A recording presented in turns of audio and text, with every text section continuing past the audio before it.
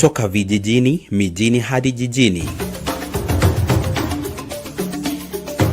Hii ni Sound Kanti Talk Live.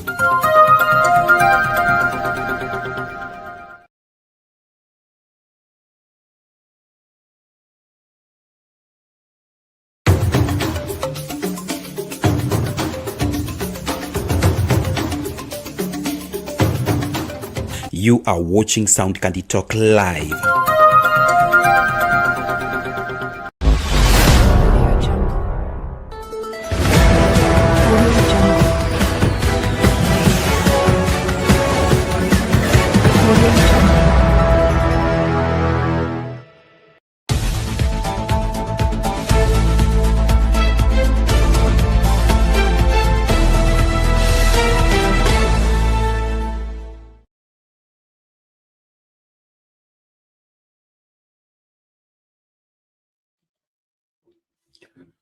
Good day, ladies and gentlemen. Thank you so much for making time to join us. This is Sound Kanti Talk, open forum political discussion show, the show that gives you an opportunity to air what you feel and think about the latest development on our political front. Sad day again as the family of Boniface Matiang'i is called upon by the hospital where he's been in the ICU, and the bad news from the place is that he's brain dead. Now, the significance of that leaves the family no choice but to prepare for the worst, and this is as a result of police brutality, being shot on the streets of Nairobi during the protests. Now, as we are coming to terms with the issues around protests and how they should be conducted, and the responsibility of various parties within the operations of the exercising the constitutional rights to picket, to demonstrate, and of course register complaints with various authorities, it still leaves us with more questions than answers. Must we lose lives in the protests? Must the government respond to protesters with full force? As the debate rages over the shoot to kill order, does the police service exist for killing those that are opposed to the administration or have a different stand concerning the way governance is being done? These are the questions we are laboring to find lasting answers, although the communication from the government leaves a lot to be desired. And so as we dissect into the subject today, I would love to hear what you feel about this entire scenario. There is the speech by William Ruto, the president, and the kind of questions he raises and the kind of hearing of what is hearing about the protest is really heartbreaking. Heartbreaking in the sense that he has not had anything since the protest started. He's still talking about Ruto must go where, and why must he go, things like that. I mean, there's a difference between Ruto the politician and Ruto the head of state. The moment you are the head of state, you're the head of government, you must address the nation based on national values and, putting the interest of the masses above personal interest, above political party interest, and political difference interest. And one of the sweeping statements from the William Ruto speech is that without William Ruto, there is no Kenya.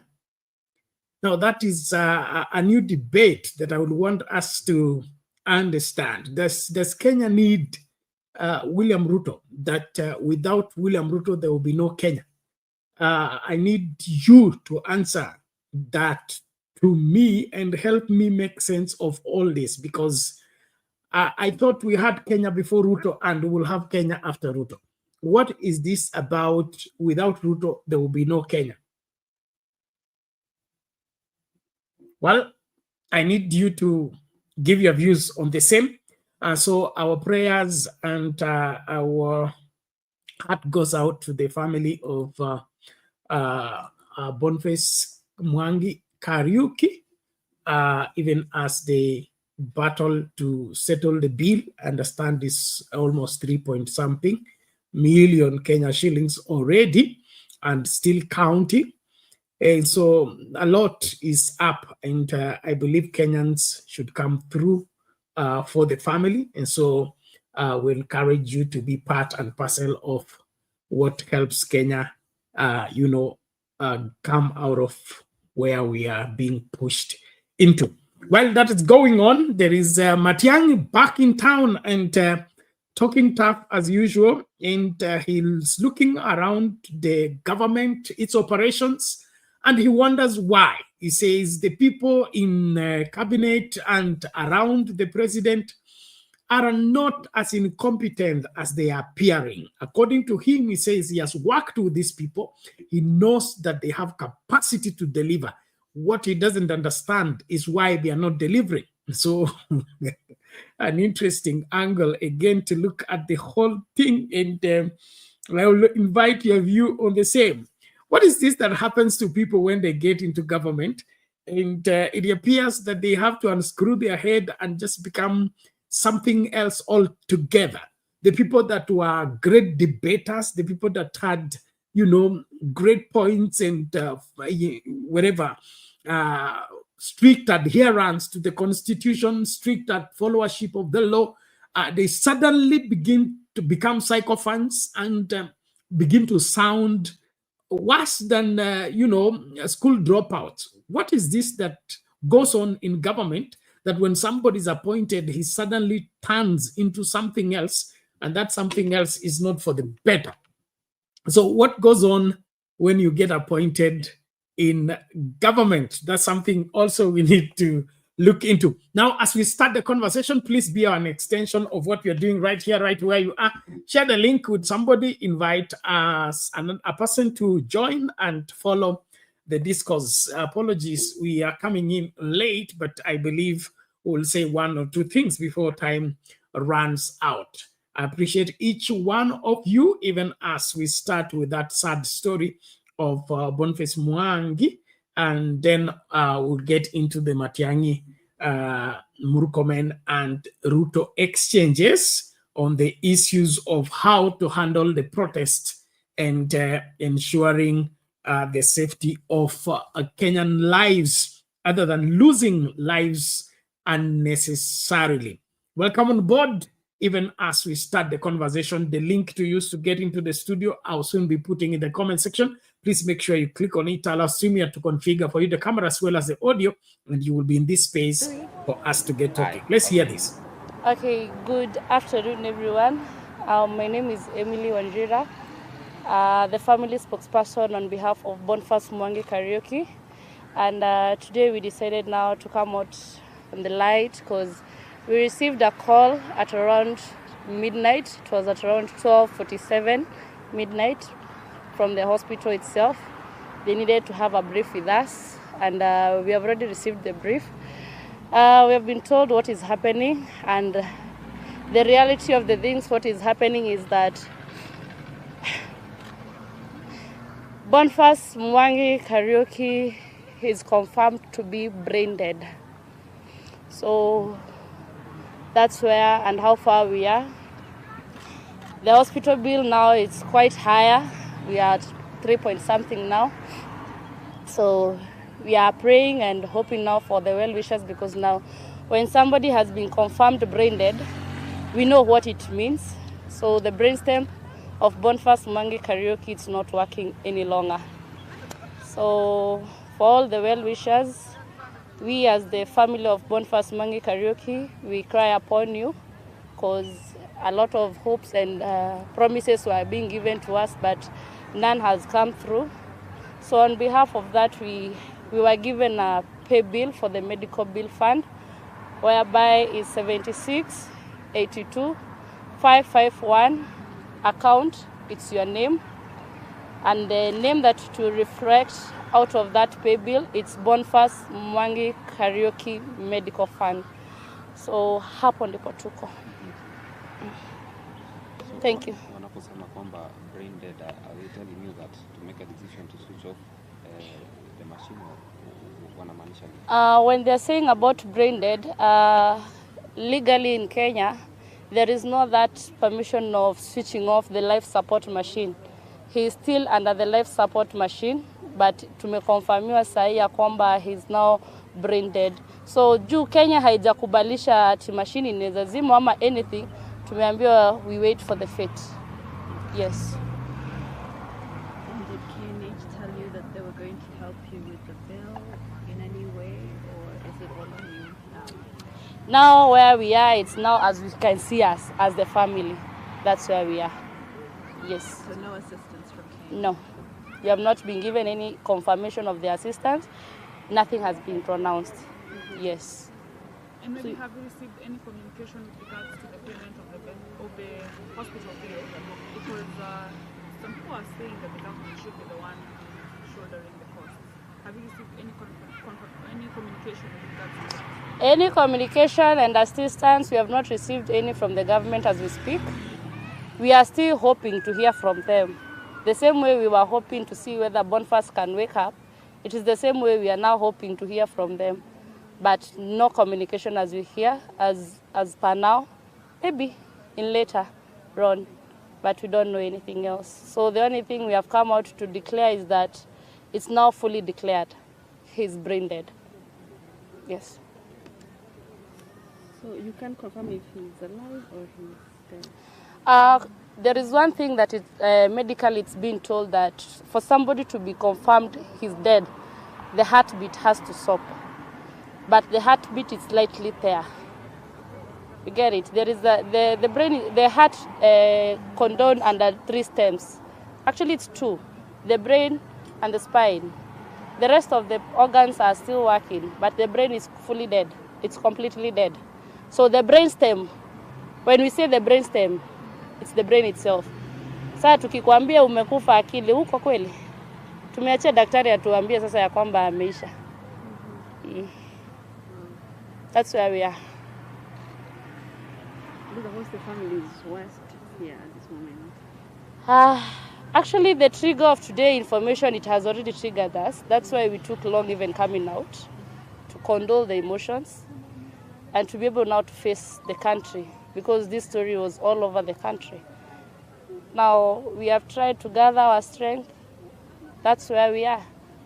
The fear is that the only fear now we are getting is when the heart will stop.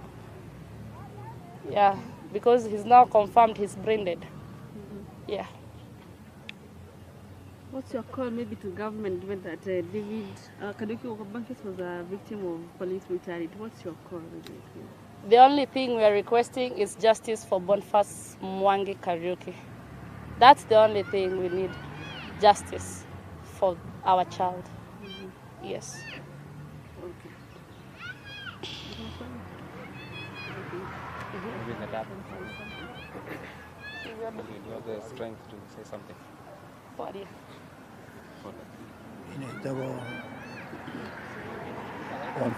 Jona Kariuki Nyambura. Naitwa Jona Kariuki Nyambura. Mimi ndio baba ya Boniface Matiang'i. Tuliitwa, nilipigiwa kama saa 6 usiku. Kaambiwa tukuje tuongee na madaktari. Na tumeambiwa brain yake haifanyi kazi. Sasa tukujua kuanzia hapo sasa ni gani. Tujaambiwa ameondoka, lakini tumeambiwa brain yake haifanyi kazi, lakini roho inapiga.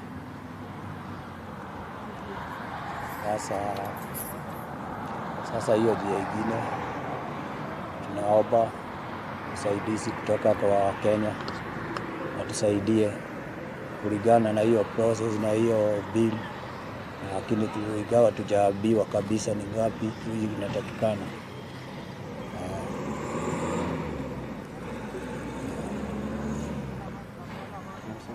Will you give it to Inoro?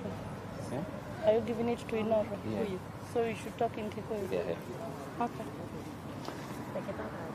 Tata Kiari, Kikuyu, okay, Reverend.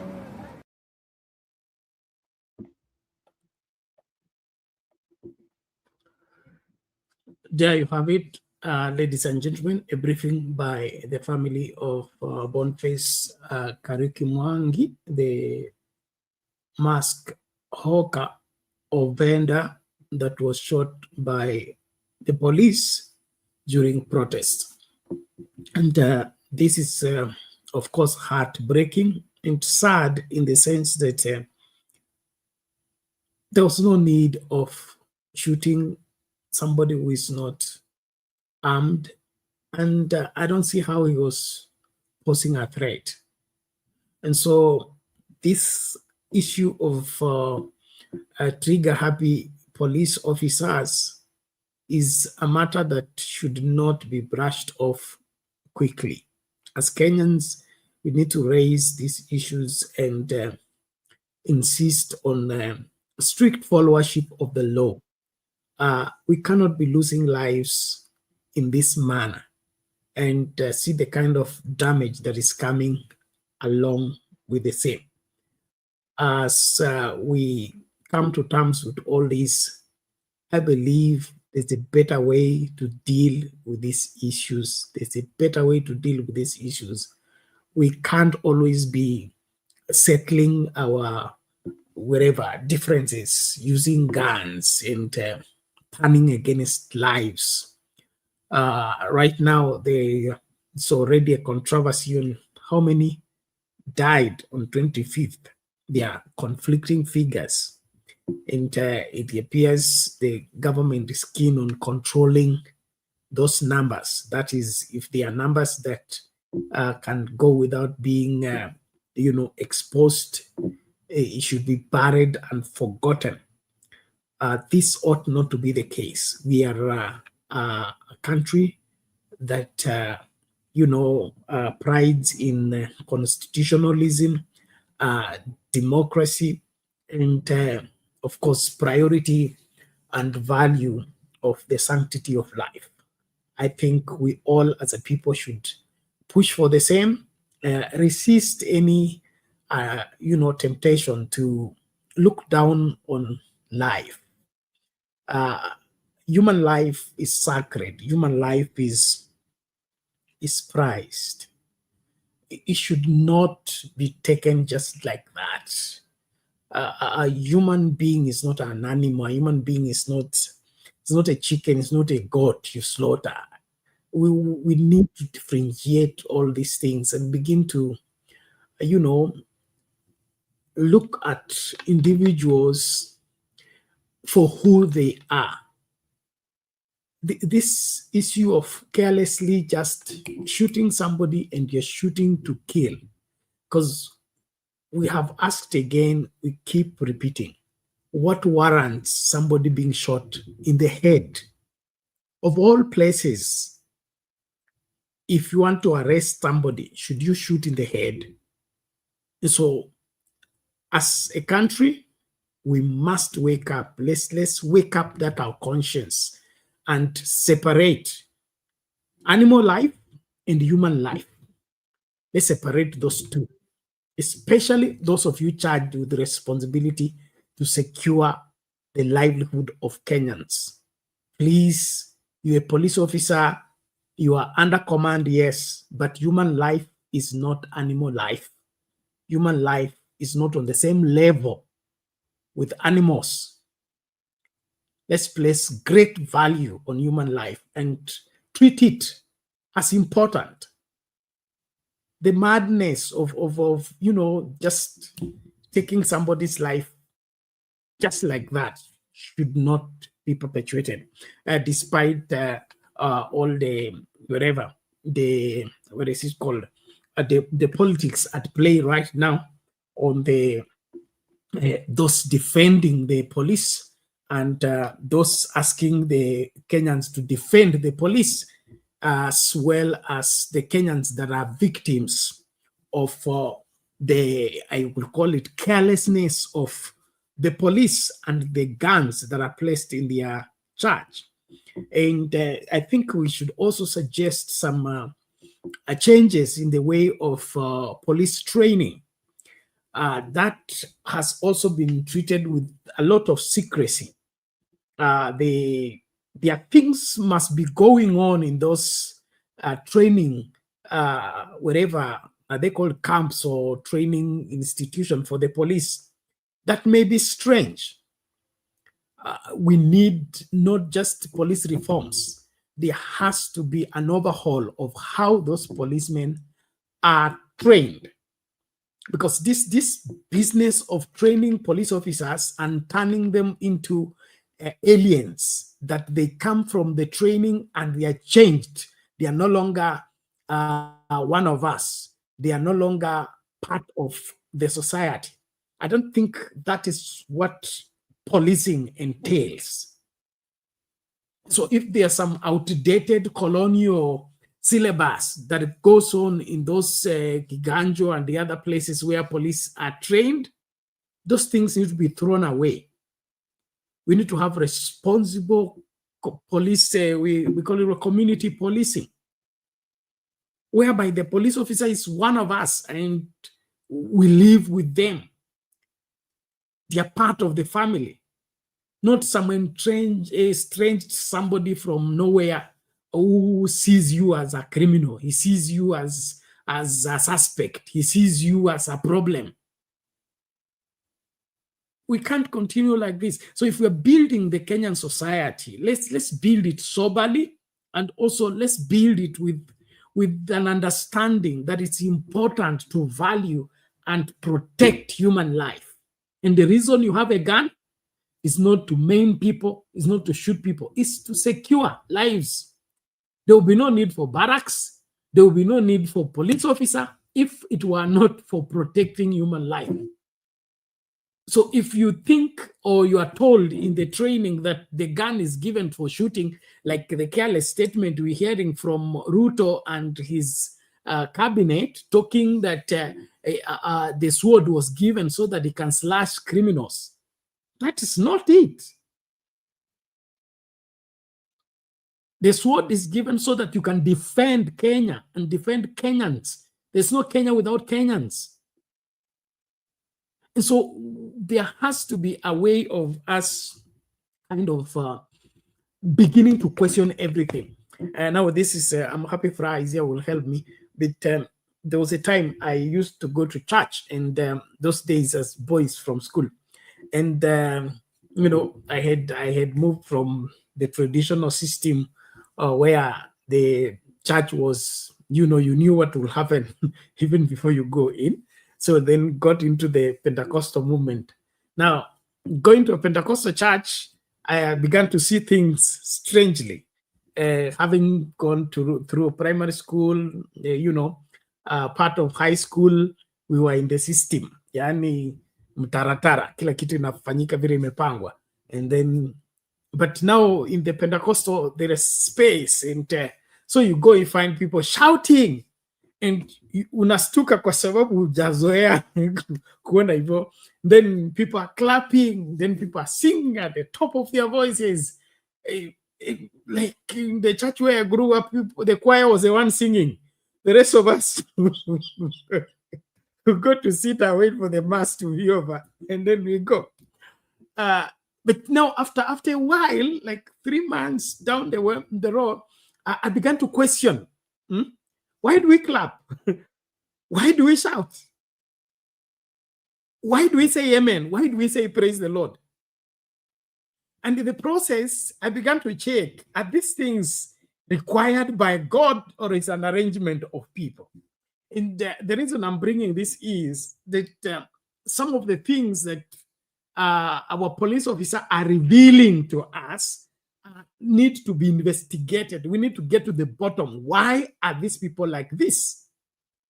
And we are not generalizing. We are simply saying the way the police have responded, especially to protests, specifically on protests, leaves a lot to be desired. The sense of responsibility seems to be absent. Why is that the case? That you've been given an order, does it mean that you suspend your brain? Every matter needs to be checked and, assessed so that you come to a personal conclusion. In this kind of a situation, I will do this to get this fixed. But not shooting randomly and then shooting in the head. That is not the way to go. Well, let's get talking. Please invite somebody. Let's ensure that we don't miss out in any of what is happening. We are live on YouTube. We are live on TikTok. We are live on Facebook page, Sound Candid Talk. And then if you're not yet a subscriber, please consider subscribing and invite somebody also to subscribe. This is where Kenyans meet and talk their politics. Of course, we are concerned about our country. We want the very best for this great country. There is also a poll question on YouTube that you need to respond to. And the poll question, let me just read it out. Do you believe President Ruto is still in touch with the struggles of ordinary Kenyans? Do you believe President Ruto is still in touch with the struggles of ordinary Kenyans? Okay, there is yes, he needs, but he needs better advisors. No, he's completely out of touch. The system is broken beyond him. Gen Z must keep up the pressure. So you can choose any of those choices and give your view. So far, 10 people have cast their vote. 20% say he needs more advisors. 70% say no, he's completely out of touch. And then 10% wanasema Gen Z should keep up the pressure. Please respond to the poll question. We'll be giving the final verdict at the tail end of the show. And just before Farah comes in, I wanted also to encourage, you had the number that was being shared by that family of Boniface Kariuki. I think if you are watching and you want to be part of that support, just use those details. The pay bill number is 76821. The account number, they said you put your name, the name of the sender, and then of course the name you expect to come as response through your M-Pesa will be Boniface Kariuki Mwangi medical, I think medical bill or something like that. So take those details and act on the same. Just support that family as we continue with the conversation. Asante. Praha, karibu, hali vipi? Salama. The poll question is asking if Ruto is still in touch. But my take would be that for me, Ruto has never been in touch with the reality. I think he's extremely blinded about himself. He's somebody who is so full of himself. I don't think there was ever a time, if you go back to his history and you look at the details from that time when Moi picked him for YK 92, I don't think there was ever a time when he was truly very much in touch. I think that's part of the problem. Was he ever truly in touch with the reality of what is the Kenyan need? I don't think so. It was always about Ruto and the power, and when he got it, he has no idea what to do with it because power can be overwhelming. So he wanted to be the president because that's the highest power you can achieve in this country. And once he got it, then he simply didn't know what to do with it. He just doesn't know what to do with the power that he has. And then his other folly is that he's somebody who cannot truly be advised. And I think even the person who is saying more advices is doing it in jest, with a tongue in cheek that, you know, he has so many already. I think they're just joking that maybe he needs more, because clearly he's not listening. And if he's listening at all, then I think he's just listening to what he chooses to listen to, that feeds into his ego and his plan, which is clueless. So I saw the communication about Boniface being brain dead. So it's just a matter of time until his heart stops. And I'm sure because he's brain dead, if it stops, they're not going to resuscitate it. They're not going to do anything to that heart because the brain is no longer working.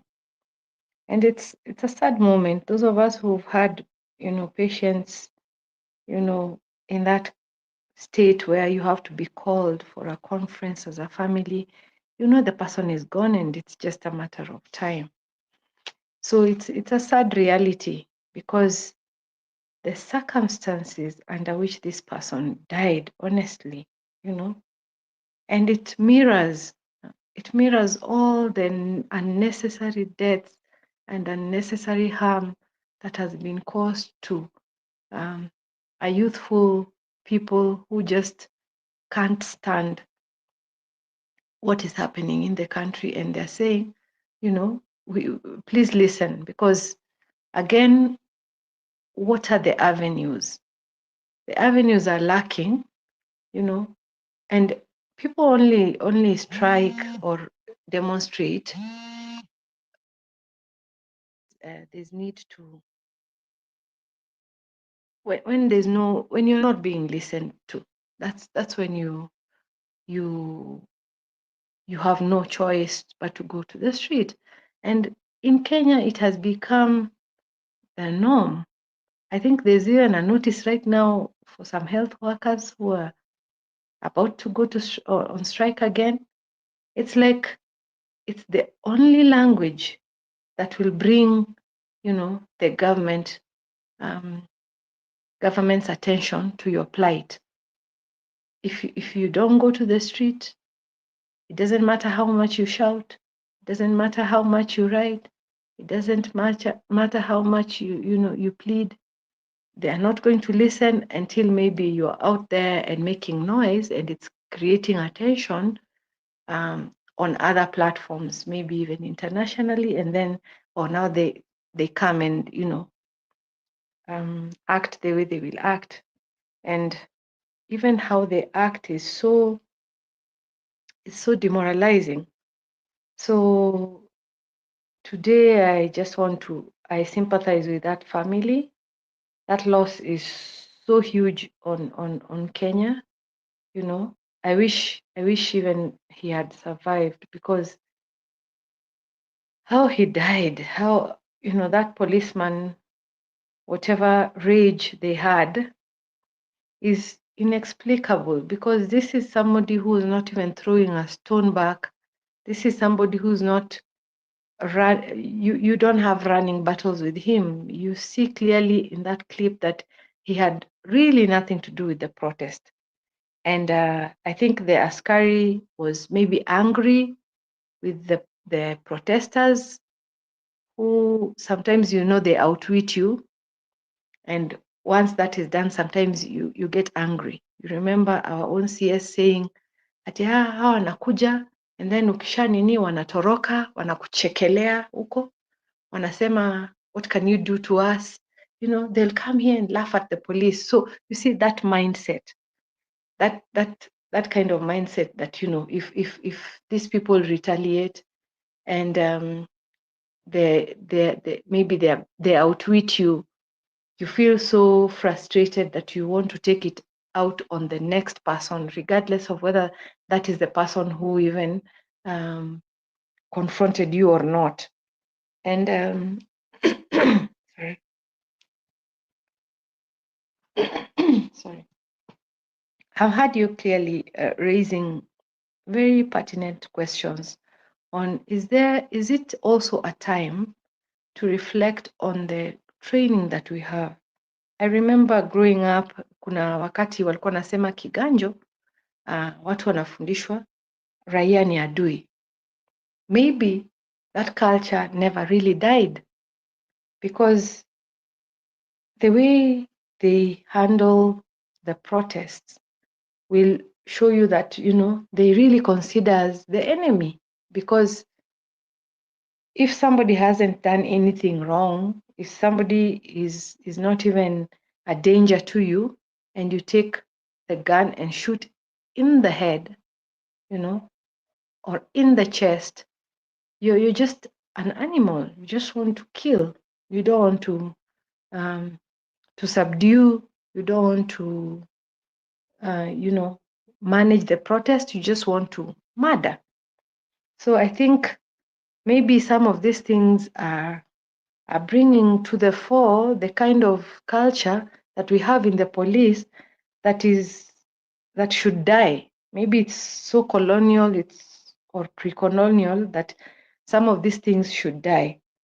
And then the arrogance with which the people in power, or the ministry, or the people who are charged with responsibility to represent us, they go there and they're arrogant, and it fuels the anger that people have.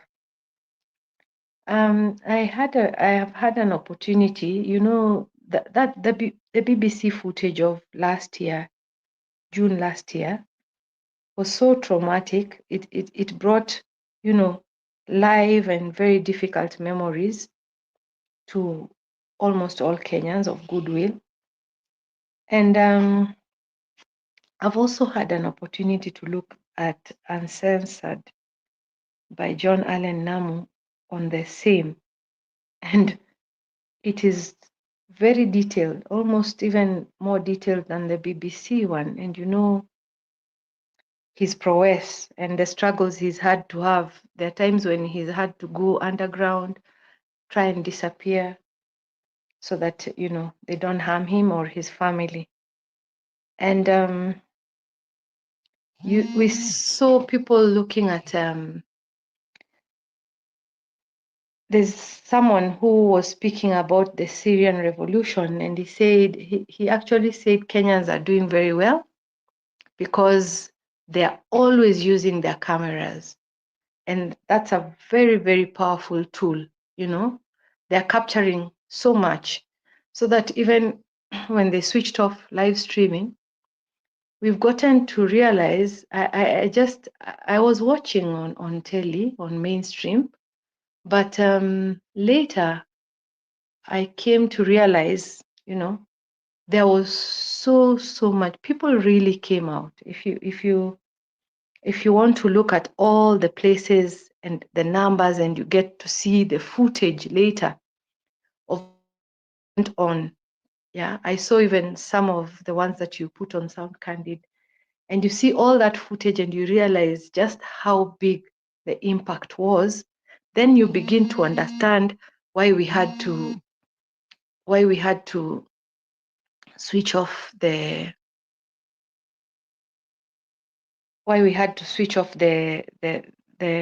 live streaming, because the threat was really, really that huge. And that is why the reshuffles have come. And I think we owe it to ourselves to pat ourselves on the back, and pat our young ones, and feel that, we are continuing to do something. Because the police, even as much as they are our brothers, they are our sisters, I think that's one of the places that is really letting us down in terms of this war. And it's good that we are bringing these things to the fore, and a lot of them are realizing that really what needs to happen is that you shouldn't obey orders that are illegal. If a boss insists, let them have it in writing. Let them do it in writing, like I had even Rigathi advising, so that, because I'm sure they'll be afraid to do it in writing if they're giving orders that are not in tandem with the Constitution. So that you take responsibility. And I'm sure they can frustrate you, or one or two or three people. But when we have the numbers in terms of a lot of police officers realizing that you'll not get away with this.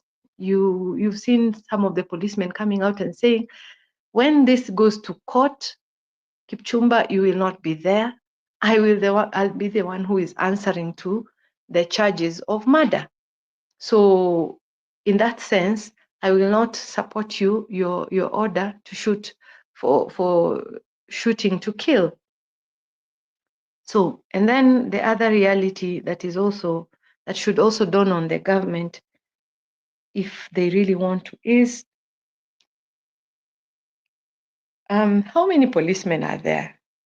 You see, even by the number of stations that are being torched, even if maybe there was a plan to make it look like that, or any police station in your area, look at the number of policemen. If the community were to come, and because you're creating this enmity between the populace and the police.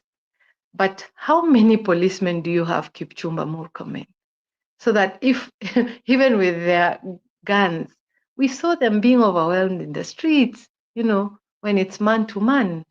And even if you had a gun, yeah, and you're 3 of you or you're 10 of you, we saw them turning the streets. They had just harassed a young man. He went round the corner and there was a crowd on that side, and he said, oh, they're here, and the crowd came back, and those policemen had to run for their lives. So what are you actually saying when you say, you set the police against the populace? They are outnumbered so badly, and they don't have even with the armories or whatever they have, it's not enough to take out the populace if they decide that they're going to handle the police. So it's a very reckless statement. It's a very reckless place to be.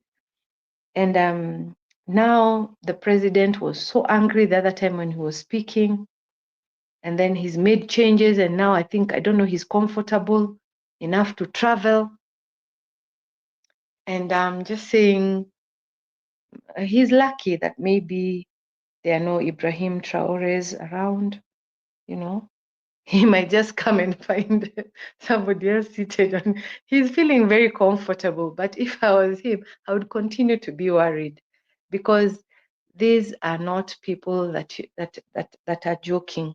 And that documentary by Alan Namu, and you see how those people are narrating what happened to them, what they suffered. It's additional people separate from the ones that we saw on BBC, on the BBC documentary. And you realize that this is not dying out soon, because even somebody commented today when they were being interviewed and they were together with the former spokesman. He always comes out as somebody who really likes to take the side of the police, and he's a policeman, and we understand. But somebody said he witnessed what was happening on Thika Road, and he said, I don't think anybody can pay those people to bite the bullet. The kind of bravery he saw is something that he says it is something that you have to believe in, that you're ready to die for, and it cannot be money. It isn't money. So I believe that the revolution, it's different in every country. We may not do it the Sudan way because of the nature of how our setup is. Our structures may not allow us to do it the Egypt way or the Bangladesh way or even that Syrian way, but we will do it the Kenyan way. And slowly but surely, I believe we are gonna get there. because Sabasaba is out here, and some of the people who are organizing it include Professor Fred Ogola, and they're actually saying, so long as our police don't understand that they should be the last to die, I cannot. If you are my security, you cannot be wanting me to die before you die. So our police don't understand that they cannot want us to die before they die. Then it means they are not our security. And then it means that we have to secure our safety by ourselves. That would mean that anybody who is interfering with my security becomes a threat, and I will deal with the threat the way I feel or deem fit.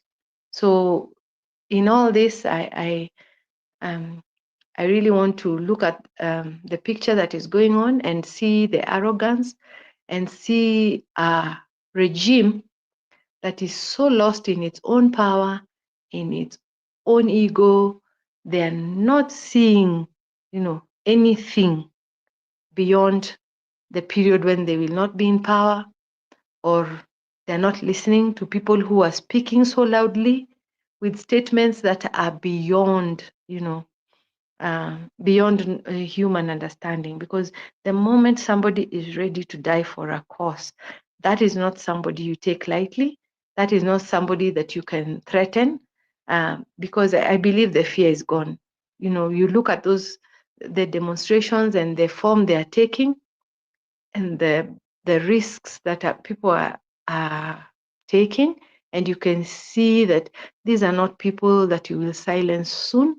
And the worst thing is that whatever happens just agitates more. It fuels. When you see, if okay, Boniface is now brain dead. He's definitely gonna pass in the medical circles. He's definitely gonna pass away, because it's only his heart that is beating. But because all other organs can work with the blood if it continues to pump into them. But at some point, these organs will realize that they're not getting any instructions from the main center. And when that happens, the heart will just stop. So where will that leave us? We are still waiting for Albert's burial. That funeral is gonna ignite some emotions. Boniface dying is gonna, ignite some emotions. Bernard, we don't have the figures and the reality of those who have passed in just this demonstration, and those who are hurt.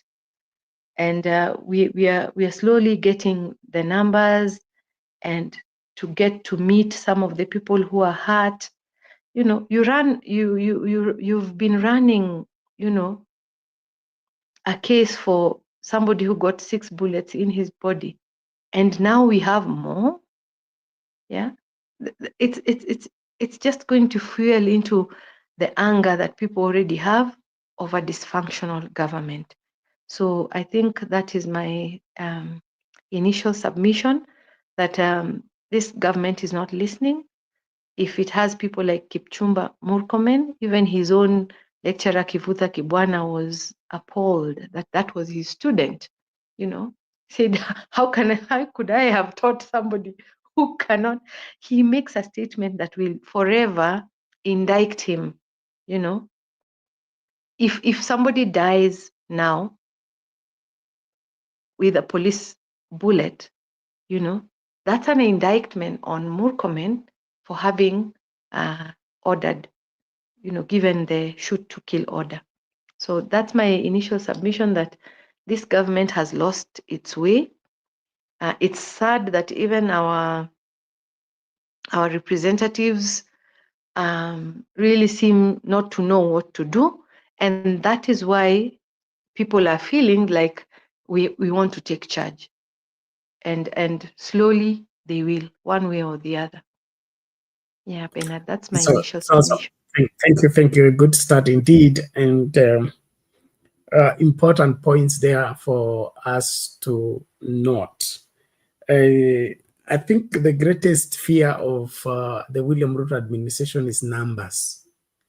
And from what I have observed so far, the pattern is clear, is that the police are given instructions that when you see the numbers swelling in the CBD, cause wreak havoc so that the people stay away. Because if more people will come in, it will they will outnumber the police and they will run over them, and of course get into those places where they don't want them to get to. And so the tear gassing of small crowds here and there and those other moves are all towards that same ideology, instructions. Don't let the number increase. If it can increase and become overwhelming, then the people will have made their statement, and they can even stage no going home until so and so resigns. And that is why you get those statements by Ruto about anarchy, overthrow the government, foiling of a coup, and all that. Does Murkomen know what a coup is? A coup can never be planned on the street. And then, of course, you talked about reshuffle. I also find it very funny that I would say from Kibaki, okay, we tend to think that when you have your tribesmen in a key position, you're safe. But that is not always the case. The person who took down Kabila, was he not a family member of wherever, Democratic Republic of Congo? So it's not a matter of I put my family members everywhere and then I feel secure. They will always stand for me. They will always defend me, even when I'm wrong. That is not one, constitution, or two, it is not guaranteed anywhere. The best people to betray others are family members. Who betrayed Sankara? Was he not his childhood brother? Or they grew together, ate together, went to school together, were like brothers. But opportunity came, or so far the money. What did he do? He did the betrayal. And let him not sit pretty thinking that they are not Traores. They may not just be seen, like this Traore was not seen coming. They saw when he arrived. And that's one thing about politics and public service. The best way to do politics is that you should never be seen coming. They should see you arriving. And so all this, they are saying, the protests were well calculated, well planned, and they were geared towards overthrowing government and all that. That is a song you are singing for us. Because government is supposed to see that problem ahead, abort it before it begins. Line up the 5 people, the 10 people, the 20 people that were behind this coup. Let them confess who paid them. What were they supposed to do? Then we will listen to you. But this story ya kutuimbianga kuku, and I don't think Ruto leaving office is the worst thing to happen to this country. It could be the best thing to happen to this country. The worst thing to happen to this country is already happening. The worst thing to happen to this country is children going to bed without food, children going to school without getting education, mothers waking up with nothing to cook for the family. The worst thing to happen to this country is already happening. And it's not William Ruto. In terms of it has to be William Ruto for this country to run. It has to be William Ruto for this country to be governed. No, he just came yesterday. We've been governed from 1960, from the 50s. Yeah. So we should not peg this country on an individual or on a political party. This country is self-existent, and it can go on without every one of us in terms of, I don't have to be president for Kenya to run. And so these people who are drunk with power, Kina Murkomen and team, need to be educated and brought to an understanding that this country needs everyone on board, not them. And it's not always what they think and say that counts. There is what Kenyans feel about their country. And Kenyans want to have a country that they are sure of their tomorrow. They are sure that the children will go to school, have quality education that will give them competitive whatever advantage internationally. Kenyans want respect internationally. But this confusion of putting people on the street in the name that you are protecting presidents. Presidency is supposed to protect us, not us to protect it. If we need to protect it, then we don't need it. It's just like my quarrel with my preachers, my fellow preachers who say that they are protecting the anointing. The anointing is not supposed to be protected. It's supposed to protect. So when you become president, you're the one supposed to sacrifice your life for the welfare of the world, for the welfare of the people, not for the people to be sacrificed for your welfare. That's what I understand leadership to be. Leaders eat last.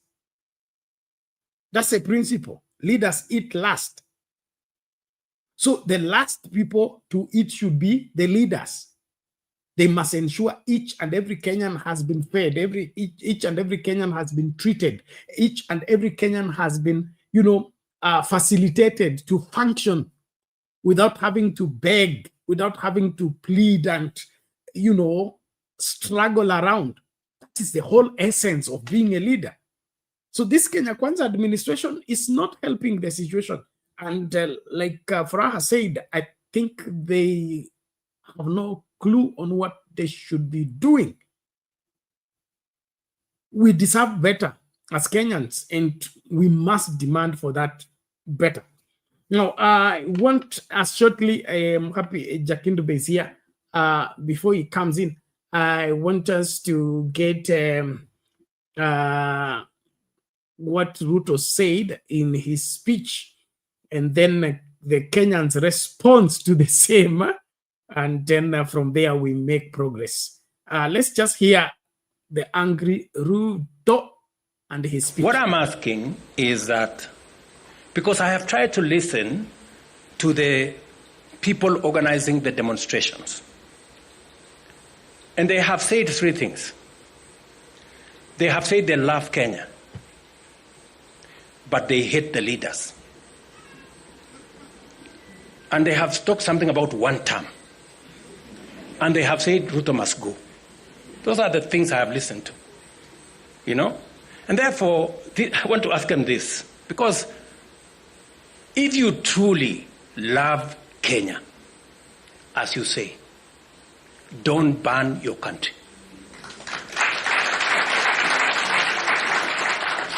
If you are telling us you truly love this nation, don't be part of the problem. Figure out how we are going to get solutions.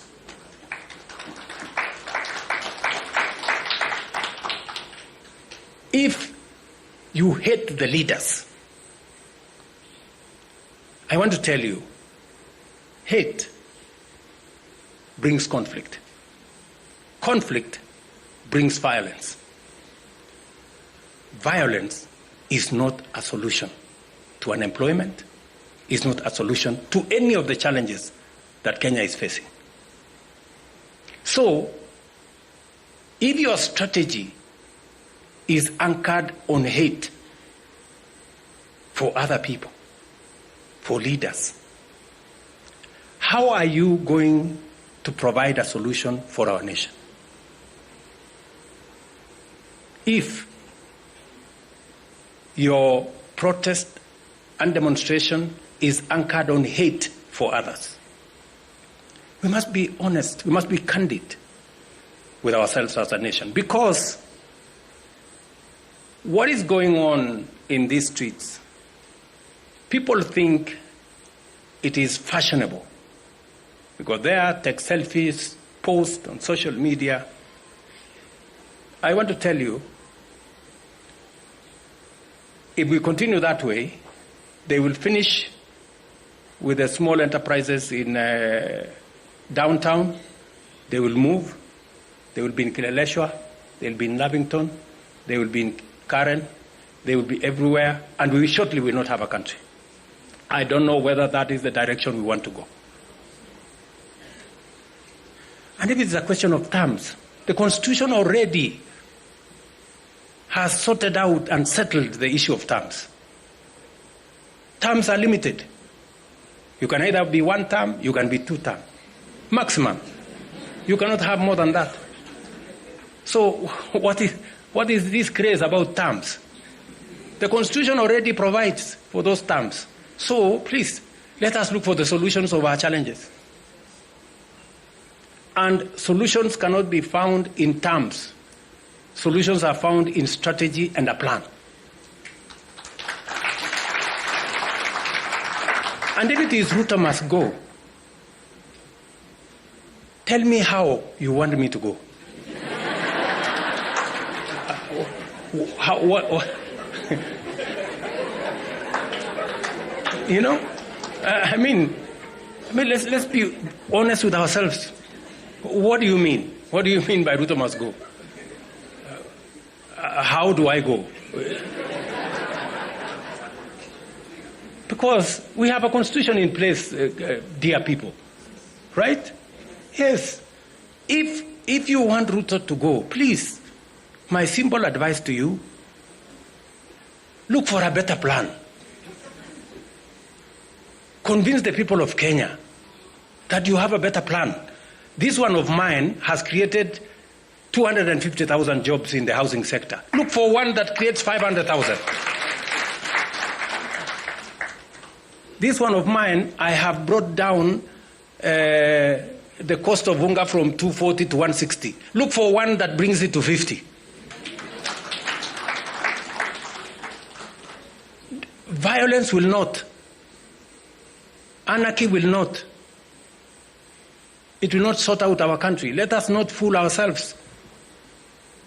So, let's be honest to one another.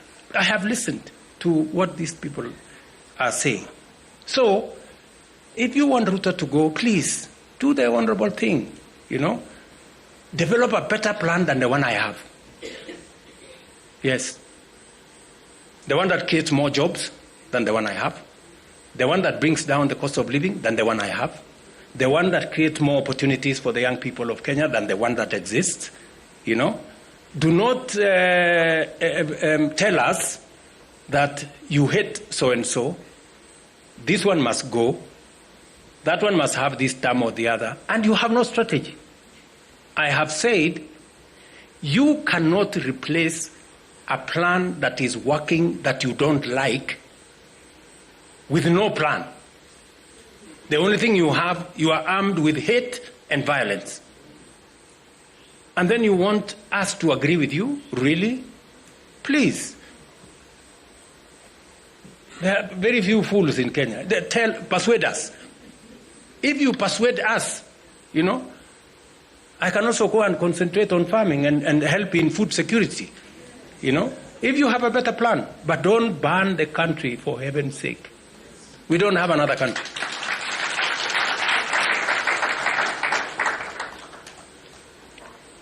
And I want to ask the leaders, religious leaders, political leaders, who are encouraging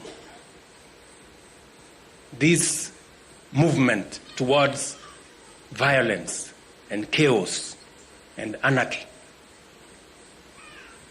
What is your plan? So, you're telling these young people to burn the place.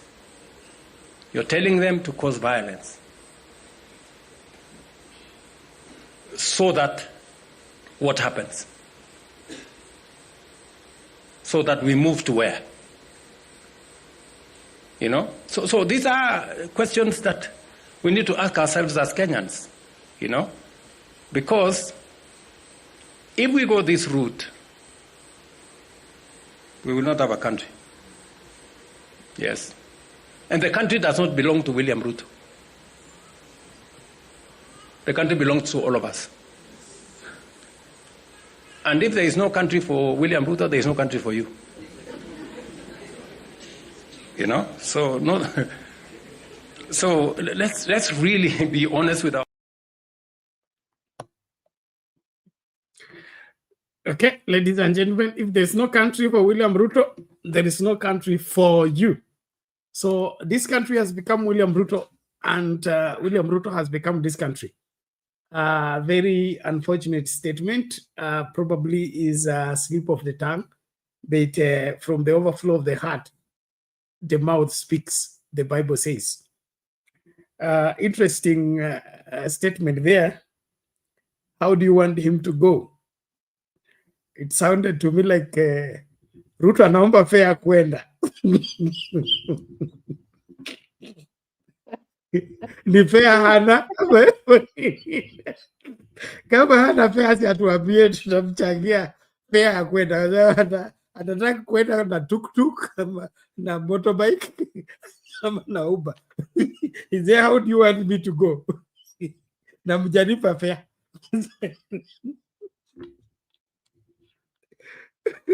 Well, that is it, ladies and gentlemen. Let's dive into this and just give it the outlook. There is one response here. After that, Jakindube, you can come in. Kenyans respond to mnataka niende. Lakini Zai president anasema kwamba si niende aje. Wende aje ulikuja aje kwa tusiwende. Hiyo si uulize ile kitu ambaye aliyoko tulimpatia kibarua akaa miaka 5 na amelemewa kwa mwaka wa 3 aende. Simba aneclear. Si story nyingi tunasema tukiongea tu unataka niende wapi? Unataka kuja wapi? Kwani ulikuwa umetoka wapi ukija? Mahali ulitoka nenda hapo. Hatutaki story yako. Na unastahili ulitoka sugui si ni sugui ama ni sugua. Wewe nenda ukaa huko utapanda ile kitu utapanda na kuna jambo ambalo nataka kuambia. Mwizi wa kuku hawezi kuwa mwelevu. Na sifikishe zaidi hapo. Mwizi wa kuku hawezi kuwa mtu mwelevu. Na hiyo ndio sababu mko na hiyo shida hii. Mimi nimehama hapo. Jakindube, hali vipi siku nyingi? Salama sana Bernard, kuna siku kama jana nilijaribu kuja, sijui hata hii nilijaribu sikuweza kwa sababu naangalia nitaingia wapi. Nilikuja kuona hiyo nani asubuhi. Nimejaribu sana hizi siku hizi zote najaribu. Kuna siku nyingine nakuja nakuta nimejaribu mpaka nikaona imefungwa. So nimekuwa nikijaribu kila siku. Leo tu nimeona ni bahati nzuri nimepata. Hata leo nilikuwa na wasiwasi kwamba labda itanipita. Lakini asante. Jana tulianza kuchelewa na hata leo. Yeah. Okay. Asante sana, asante, nashukuru na wasalimia wote. Sasa Bernard, nafikiri utakubaliana na mimi kwamba vitu za kuiga, kukopi. If you copy something uwezi. Nilikwambia ukitunga wimbo hauwezi, mtu mwingine akitaka kuimba kama wewe hawezi. Sasa hizi vitu ambavyo tunafanya kama hii mambo tumekazana demokrasia sijui nini, hatuwezi Bernard, kama tusipojitoa kwa ukoloni. Will not niambie nchi moja ya Kiafrika ambayo imetumia ama nchi yoyote duniani ambayo inatumia demokrasi ambayo imefaulu. Niambie ni nchi gani? Nipatie nchi moja tu kwamba nchi hii imetumia demokrasia mpaka sasa imefaulu. Duniani, si Kenya, si Afrika peke yake, duniani nakwambia uniambie moja. Hakuna nchi hizi zote ambazo zimeendelea, iwe ni Amerika, iwe ni Uingereza, iwe ni Faransa, iwe ni China, wote wamefanya kitu inaitwa revolution. Mapinduzi kujikomboa. Na hiyo nchi yoyote ambayo itajikomboa kwa Afrika ndio itajiendeleza. Lakini tusipojikomboa hatuwezi, kwa sababu hawa wakoloni wametupangia mipango thabiti. Hawa ni wametunyanyasa, na hata tukitaka elimu tunaenda kwao, wao ndio wanaenda kutufundisha. Sasa mtu amekunyanyasa, mtu mkoloni, unaenda kusoma kwake, utarudi na elimu gani? Elimu gani unarudi na? Unarudi na ile elimu ya kunyanyasa, kwamba utakuja tu kunyanyasa wenzako. Kwa sababu sioni kwa nini haya mambo ambayo bado mpaka sasa mtu anasimama, Mkenya anasimama anasema polisi wapige Mkenya risasi akionekana kwa police station. Sasa huko police station ndio tunakimbilia kama huko na shida. Ukienda huko unapigwa risasi. Sasa hiyo ni nchi gani, Bernard? Ni nchi gani? Mtu akikosa, tunajua polisi kazi yake ni kushika mtu. Haya mambo ninasema, Bernard, mambo hata hii mambo ya protest, nikiangalia kwa hii mambo ya maandamano, nikiangalia tangu nianze kuona maandamano haya ilikuwa inatakikana kitu ambayo kwenye hii constitution yetu mpya tungetoa hii maandamano. Tungejiletea, tungetafuta njia yetu sisi ya Wakenya, namna ya kusuluhisha mambo yetu. Kwa sababu hii maandamano hatujui, tunasema tuna uhuru wa kuandamana, lakini hakuna maandamano ya amani. Hakuna. Kama labda mimi sielewi, mnaweza kunielezea kama umeona maandamano ya amani popote. Wapi? Nionyeshe Kenya kama kuna maandamano fulani ya amani. Maandamano ambayo yamekuwa ya amani, ambayo mimi niliona ya amani, ile ilikuwa inakashifu Odinga. Hiyo ndio nilikuwa naonaga ya amani, ile ambao watu wa Mombasa walikuwa wanaanza maandamano wakiongozwa na Sharif Nasir. Alafu inakuja Nairobi, alafu inaenda Kisumu, alafu hiyo ndio nilikuwa naona ya amani. Hiyo ya kukashifu Odinga peke yake. Lakini hizi maandamano zote, iwe ni maandamano hata ya shule, hata ya nini, hiyo ni chaotic. Kwa sababu sio njia yetu wa Afrika. Mimi nakwambia inatakiwa tujitawale namna yetu. Lakini mkisisitiza kwamba lazima tujitawale kama wazungu, hatutaendelea. Mimi nakwambia tutapiga mark time hapa tu. Mkitaka kujua Amerika ilifanya mapinduzi, ndio maana wameendelea. Uingereza ilifanya mapinduzi, ndio maana wameendelea. Ufaransa mnajua walifanya mapinduzi. China ilifanya mapinduzi. Sasa India ilifanya mapinduzi. Sasa ni nchi gani, niambieni nchi gani ambayo haijafanya mapinduzi, ambayo sisi tunaambiwa mweke demokrasi. Tukitaka kufanya hawa wanyanyasaji, wale watu ambao hawafuati sheria. Hata saa hii tunazungumza na wewe Bernard, Amerika haifuati sheria, Uingereza haifuati sheria, nchi hizo za kizungu zote hazifuati sheria. Zinaweza kuua mtu yeyote au kufanya chochote tu, na akishitakiwi hazifanyiwi chochote. Mnaweza kukata kauli. Ukiangalia Amerika inaweza kukataa tu, hata ukichaguliwa na nchi zote. Amerika ikikataa, basi wewe uchaguliwe. Sasa hiyo niambie ni sheria gani ama demokrasia gani ama human right gani ambayo ni one sided? Hiyo ni lazima sisi wa Afrika tujikomboe, na hiyo njia ya kujikomboa ni kuwa na mapinduzi kwa namna akili yetu, vile tunajitawala. Lazima tugeuze, tusifuate hii mambo ya kusema demokrasia ambayo tumepewa. Tunaambiwa tuna uhuru wa kusema, hata wa kutukana baba yako. Ati hiyo ni demokrasi? Ndio, tunatakiwa tuwe na haki, lakini haki sio kusema lazima utukane mtu. Hizi vitu lazima ndio maana ni vizuri kufuata vitu kimila yenu. Kimila yenu. Wa China wamefuata hiyo demokrasia yao kiao. Ukisoma katiba, ukisoma uongozi wa China, watu wanasema China ni dictator, wako na chama kimoja. China wako na vyama 8 parties ambayo kubwa ambayo inatawala ni Communist Party, lakini kuna vyama vingine na ukiangalia vile wanajitawala kufuatana na mila zao na tabia yao. Ndio maana wameendelea. Hakuna mambo tunaambiwa ati hawa ni communist au ni no.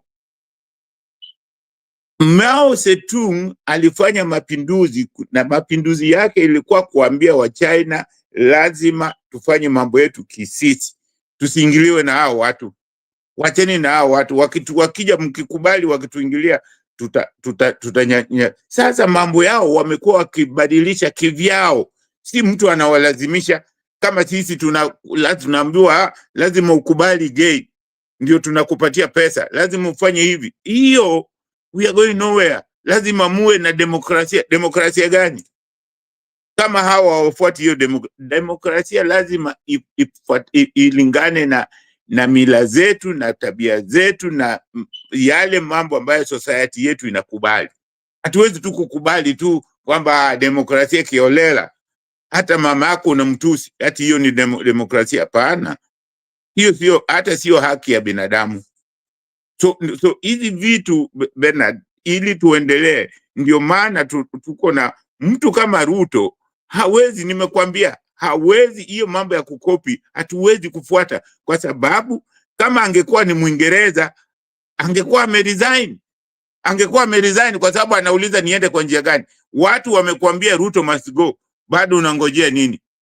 So hatujui tunataka kufuata eti mambo ya demokrasia na hatujui kama watu wameshakukataa, watu ambao wamekuchagua wamekataa.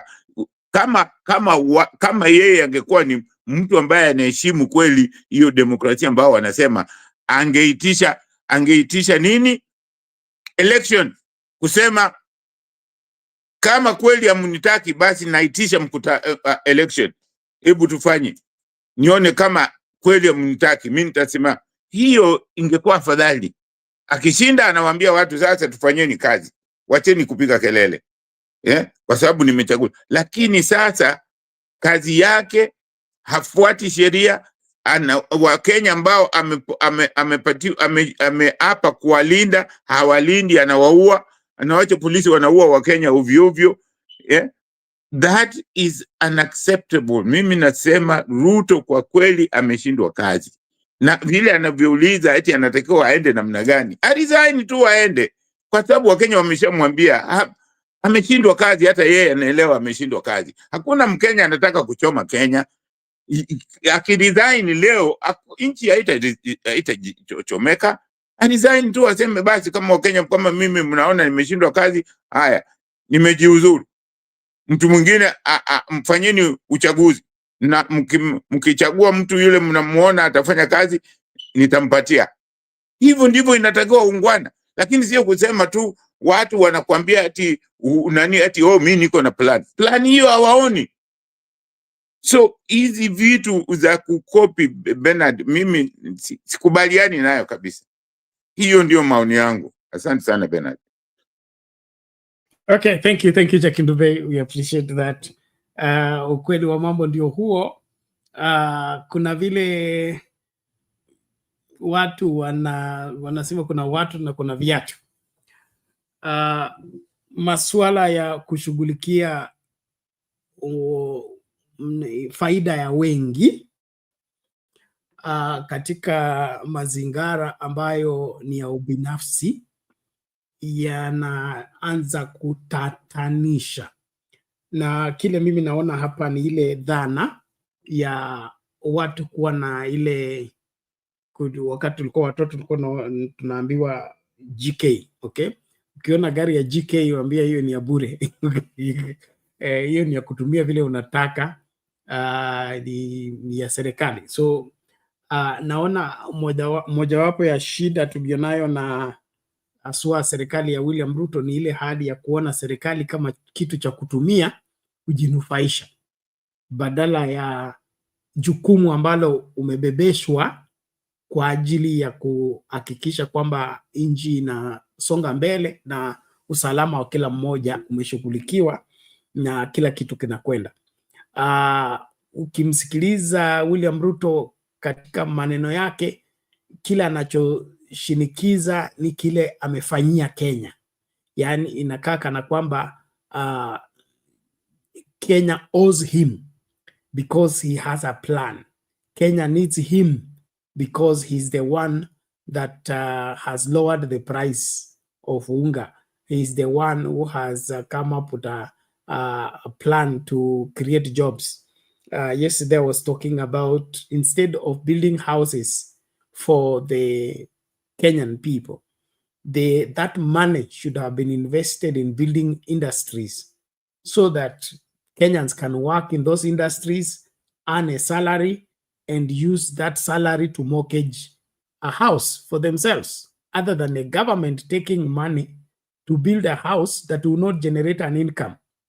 It is not generating an income. Na hiyo vibarua, nyumba ikishamaliza zimeisha. So kutaendelea na kazi ama kutakuwa na kazi ya kupaka rangi kila wiki. So the mentality of handouts is the main issue with the William Ruto approach. He wants Kenyans to appreciate that he's working very hard kuwapunguzia bei ya chakula, na he's working very hard kuwajengea nyumba, na anapaswa kumwelewa kwamba hiyo kazi ni nzito sana, kwa hivyo wasimpigie kelele. Na pia ile dhana ya kuona kwamba watu wanateta tu kwa sababu wameambiwa kuteta ama wamelipwa kuteta, hakuna jambo ama sababu ya wao kuteta. As long as he continues to think like that, he misses the point altogether, and eventually he will be overrun if he does not take his time to see what is being said and why it is being said. How many people are graduating every year? How many jobs are being created? He's talking about 250 jobs in a population of over 10. I don't have the specific statistics. Maybe Furaha, you have, of how many young people are job seekers in Kenya. I don't think here is less than 6 million. So we have a population of 6 million unemployed, and you are bragging on TV that you created 250. Let's get 250 over 6 million. What percentage is that? That's a drop in the ocean. And all that is because somebody wants to appear to be the one doing something. This country deserves better, and deserving better means we need enormous. He'll be talking about, if he was talking about 3 million jobs, then we'll understand 1 million per year. That will work. But 250 in 3 years, apana, in a population of 7 million unemployed, it's not working. And so let us accept to tell each other the truth. And kama vile Jakindube amesema, ungwana ni kujiuzulu kama kazi imekulemea, sio kuchekelea plani za wengine. Na hakuna kuongoza nchi kwa plan. Tunaongoza nchi kwa kuwa kiongozi ambaye anafanya nini? Anatekeleza yale katiba imesema. Katiba imesema masomo. We should have free quality education. We should have quality medical care. We should have quality food security. Those are the things that I want to hear. Not niliwaletea nyumba, niliwaletea sijui hustler fund, niliwaletea. What is the state of education? What is the state of healthcare? These are public or wherever responsibilities that every Kenyan needs to be enjoying. So you go to hospital, you get a doctor, they tell you there is no medicine. You don't have this, you don't have this, and then somebody's bragging that alipunguza bei ya mahindi ikashuka.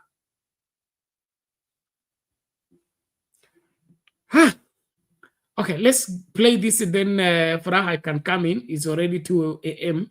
So tutafungasha mapema. But let's just have this. We are not fine. This cycle of violence and disagreements and protest really has to come to an end. What our people and our young people particularly are seeking is that they are listened to. And our leaders, particularly our leaders in government, who are the ones who have consequential convening power, are the only ones who can put people together in the manner in which even civic leaders are suggesting, so that we can focus on the solutions to the challenges and the problems that we are dealing with. But it cannot be that, you know, when something happens like happened last Wednesday, we now begin saying things that are very interesting. Honestly speaking, it's so difficult to even try to repeat some of the things I'm hearing. How can you say, now we are talking about one community, or saying, you know, the people who were on the streets came from Muranga and Nyeri, and then they went all the way to Kericho and Kisii and Kakamega and Mombasa. So there was no one in Muranga and Nyeri that day. Everyone left Muranga and Nyeri, went to Busia and Kisumu. Honestly, Narok, we are, you know, that is worse than a joke, honestly. When you are talking about the grave nature of the challenges that we are dealing with, how can we trivialize such a serious national crisis and then subject it to, you know, hilarious jokes like those? Let's be serious. And personally, I associate myself with the remarks and the position that has been taken by the religious leaders in this country, private sector groups that are saying the same thing as we are saying, namely that our country is headed the wrong direction. And this is not rocket science. You don't need a PhD from Harvard to know we are headed the wrong direction. You can see it. It's written all over the place. And in saying so, we are saying this is a patriotic moment. It's a moment for all of us to cross ranks. Wacha tuweke kando hata hiyo mambo ingine yote, siasa nini. We're talking about uchaguzi is 25 or 26 months away. Our country must survive first, and we must be a stable nation before we get there. So let us not even stop talking about those businesses, about elections and stuff like that. Focus on the stability of the country. I have been moving around, talking to people. I go to, you know, meet people. Look here, I am in charge here today, sitting with these leaders. The level of bitterness and anger down below in the country is unprecedented. I have not seen that before.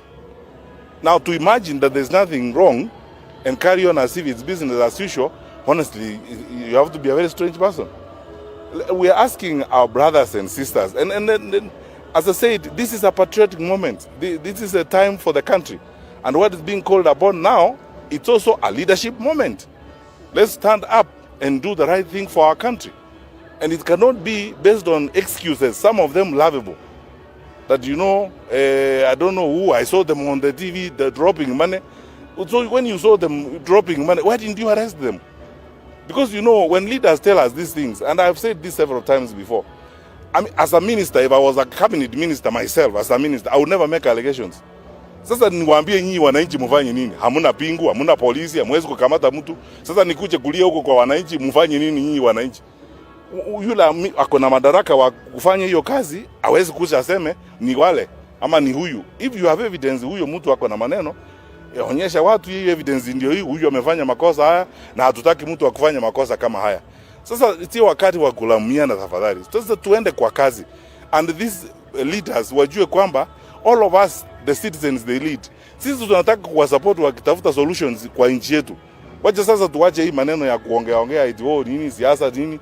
Elections are 26 or 25 months away. We can now spend all our time on that and the country is burning. So that is my view, and that's what I think needs to happen. Let us put all our energy now on the solutions to our country. We need a stable country, we need a progressive country, we need a country that works together, and we need a country where we can live together. Let's stop this business of now starting to drag excuses. Is one community, it came from where? Which community? I mean, we are all a community of suffering people. It's one community.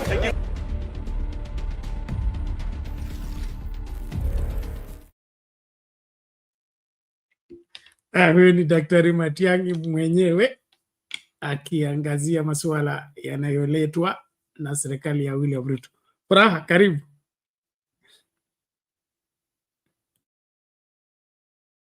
Yes, Bernard. Maybe we should ask Jakindube to accept copying, especially if you're copying successful stories, because I think his issue is that, you know, we keep copying the wrong things. We are stuck on what is wrong. But what if we forgot about the democracy, which doesn't seem to work anywhere, and we copied the revolutions? You see, I think he would be okay with copying if it means copying the right thing. But we keep on copying the wrong things, and I think that is why he has an issue. Now we are a community of suffering people. That's Okay, what just Matiangi a says. moment before you drop that point of copying. I think copying is problematic in the sense that it's foreign. Whatever we copy should be domesticated. That domestication makes it our own. Just like I can give you a recipe, but when you go to the kitchen, you will prepare it as your meal to your taste. So our just picking and pasting, and then we don't have sense of ownership of that. We can't stand by it. We can't defend it. We just saw it. We picked. We placed it there. That is where the disconnect is. But if we learned and then developed concepts that are now ours from what we have learned, then come and implement it as our own Kenyan concept of whatever we have learned, we will have our own democracy, our own way of leadership that is ours. Not we were told that the majority should have their way and the minority should have their say. How minority can have their say and majority have their way is not defined. We just, say what we were told to say. And that's where the problem is. And see what Ruto is defending, that because he's in office, leaving that office must have a formula. Okay, how did he get in? So leaving that office, he can't leave just like that. He can't leave because Kenyans don't want it. He can't leave because Kenyans are not happy. I think that's the point. Sorry. Yeah, I agreed. That's I think that ties in well with the thoughts that I was saying, that we'll have to do it a Kenyan way. We can't do it even if it's a revolution. It seems like we are never going to go the Sudan way. We are not all going to sit in the street until Ruto says, okay, you have your way. So in a sense, it's the reality that we have. And now that we are a community of the suffering, my take is also that, I am one person who has my reservations about Matiangi and his tenure. But you see, sometimes when somebody has a point, you can see it for what it is. You can separate the character of the person from the statement they are making if it makes sense.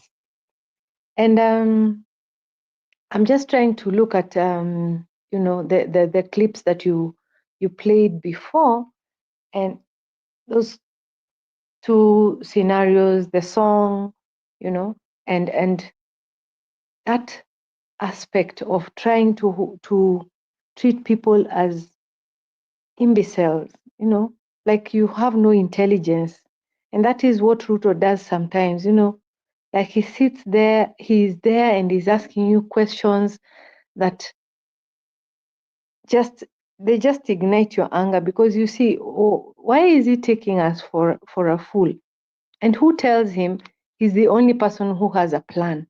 Like, people even who are contending with him, they also had plans. There were alternative plans by Wajakoya and the other guy who stood, and Raila. Everyone had, there was an alternative plan. So he keeps on telling us that, my plan is this, and his plan is not working, and he's rubbishing every other. He's even assuming that everyone else doesn't have a plan.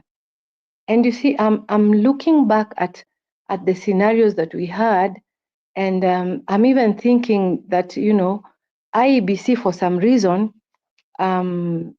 didn't clear Reuben Kigame. But you see, we are saying we are going to be open-minded. We are going to have alternatives, and we are going to give, we are going to choose our leaders based on their credence, their credentials, their merit, what we feel that they will offer.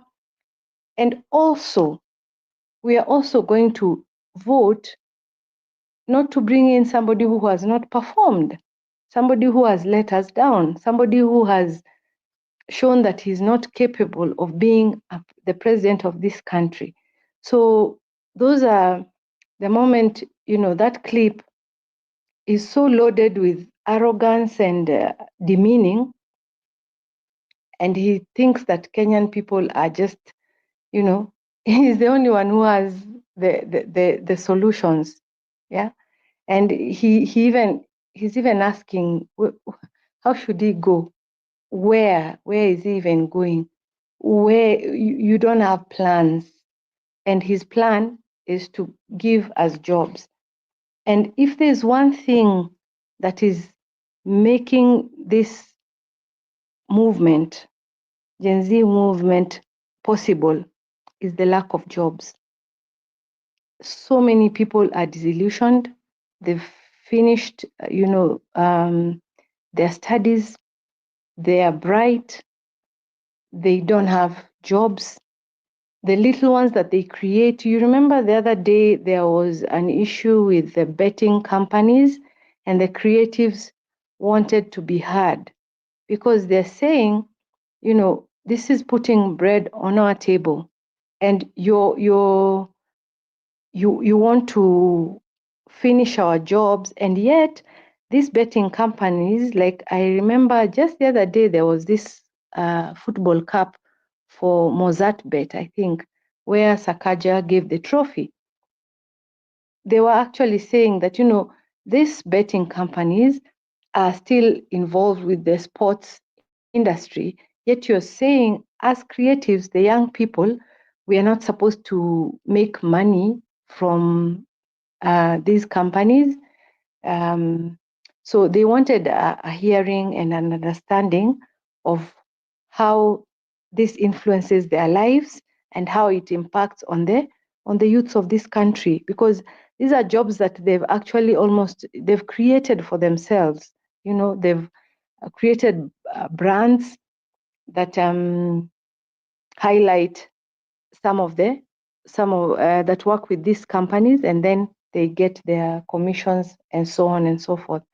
So we have a country, we have a leader who has no clue, and he's blind to the fact that people are woke, people know what is wrong, people want change, and he has not reached the situation where he has accepted that this is coming one way or the other.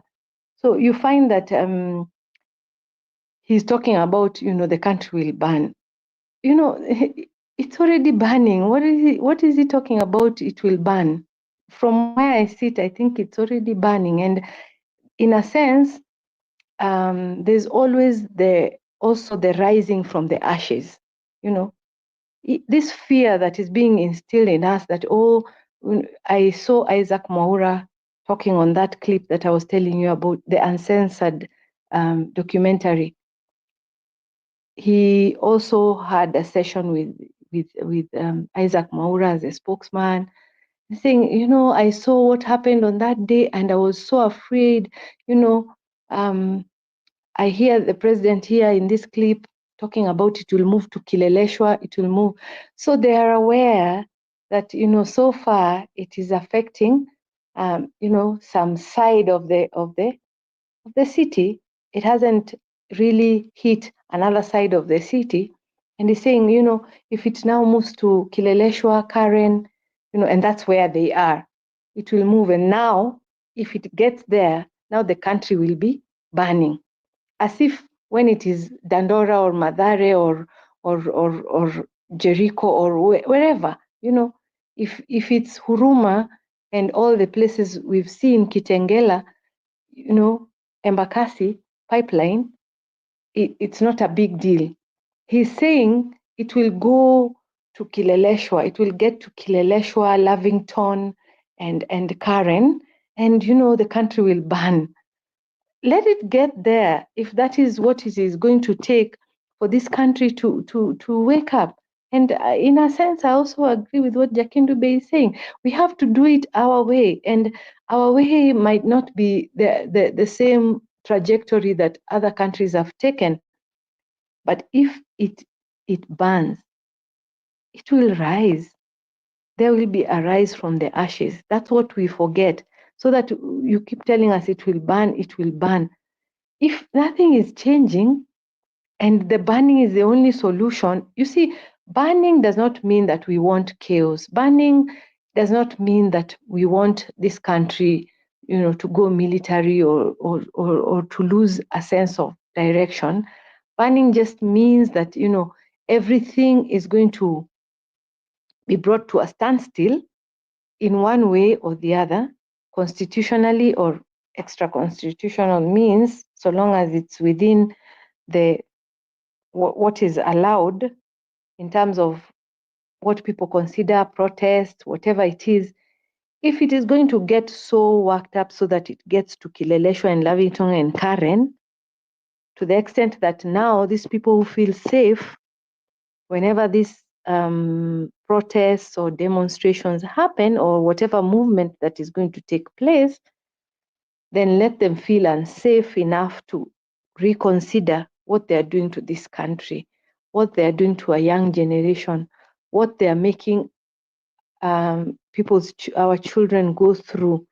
It is very sad if you look at how much the young people are sacrificing. Some of them are not totally, you know, jobless. Some of them are engaged on the internet. They do online work. They are creatives. They do the work of their hands. They keep themselves busy. But the environment is such that they just feel like nothing is going to change, not in the near future. And that's why there's that sense of uprising. If they knew that, you know, if they felt that they could wait to 2027, they would sit back and get their voters' cards and their IDs and, you know, wait to make the change. But there's an impetus for change now because they don't see, there's no clear vision for 2026. You know, somebody cannot see what they'll be doing in December 2025. And that's the reason they want things to change now so that they can consider that they have a plan for 5 months to come. Right now, people can't see what will happen tomorrow, what will happen next week. Now that there's a budget that has been passed that has a deficit, Bernard, the deficit is like 900 billion. It's close to $1 trillion. So far, we have not succeeded in handling, you know, the smaller deficits.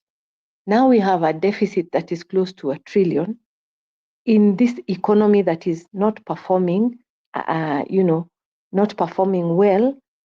And I'm in business. You know, I'm in a job that might wind up. I'm in a business that might not bring profit.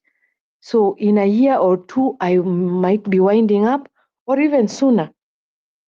So if this is the president that is supposed to create environment, and he keeps telling you about these jobs that he has created that nobody sees, even the 250 that you're talking about, which I don't know it's what percentage, because actually those numbers are close to 6 million. the way you're saying, the joblessness in our country in terms of numbers. So if you've done 250, it falls short of even what you promised.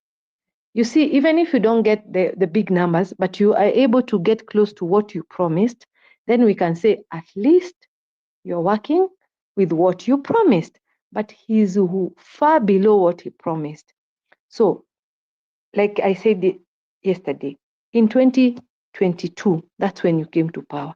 In 2023, people are revolting and demonstrating against your regime. In 2024, people are demonstrating and protesting against your performance. 2025, it's the same thing. Honestly, ungwana haupo. The ungwana yenye Jakindu Bey wishes that our leaders would have does not exist, because even some of these leaders that we have chosen, whether ni wabunge, whether ni MCA, if they didn't care so much for their stomachs, they would also be agitating for the environment to improve. Because if the president makes it such that this environment is not working for our people, then these people are not going to trust in us as well. If they'll drain the swamp the way they are saying, and that swamp involves me as an elected leader. So why can't I do my bit? It might not be strong enough, but if everyone just chose to do something towards the people that elected them, then even Ruto would be forced to try and do something that works. But if you've given him people that you're saying, oh, let it improve, and now we have a budget that is extremely heavy.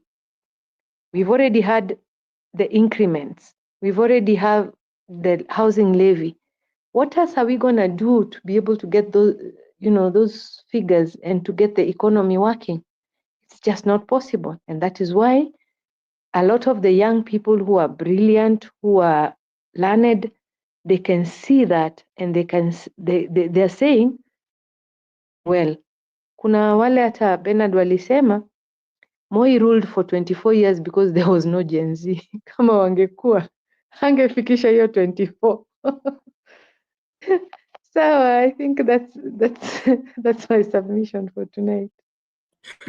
We have always had Gen Z. All the same, thank you very much on that note. The community of sufferers, a very good identity that majority of Kenyans will identify with. William Ruto and his comparisons are very annoying, to say the least. So if people burn in Dandora, Kariobangi, Jericho, that's not a big issue. His main concern is when it reaches in Karen and Kileleshwa. You saw the pattern that they applied when they were clearing the rivers and the housing that is near the rivers. It showed clearly that we have two classes of people in this Kenya. Wakubomolewa ni wale walalahoi.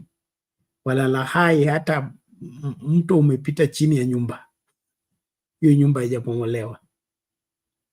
And it all goes without saying that the really instigators of the gap between the rich and the poor are the leaders themselves, because they acknowledge these things, they fund these things, and fund them to ensure that the status quo remains. What is the status quo? Walalahai waendelee kuwa walalahai, walalahoi waendelee kuwa walalahoi. And then you are the leader, you are the president. You're supposed to ensure that we are having walalahai wanaongezeka, kwa sababu walalahoi wanavuka kutoka kwa ulalahoi wakiingia kwa ulalahai. Lakini sasa imekuwa opposite.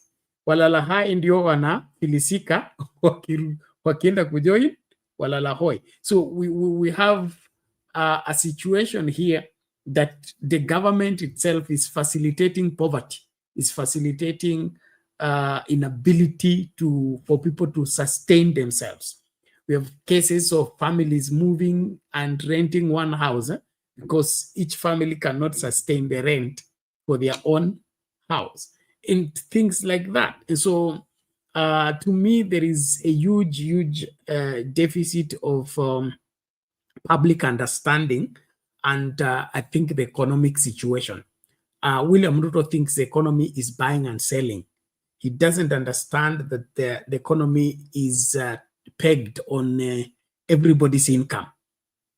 And if we have majority of Kenyans not having an income, that negatively affects the economy. And to tweak the economy so that the economy picks up is get more Kenyans to be productive.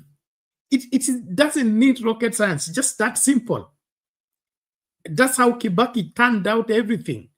Kibaki alitoa jobless corners. That's what he focused on. Aliingiza tuk-tuk, akaingiza boda-boda. At the same time, duty free. And all of a sudden, there were no youth waiting for anything in the corner.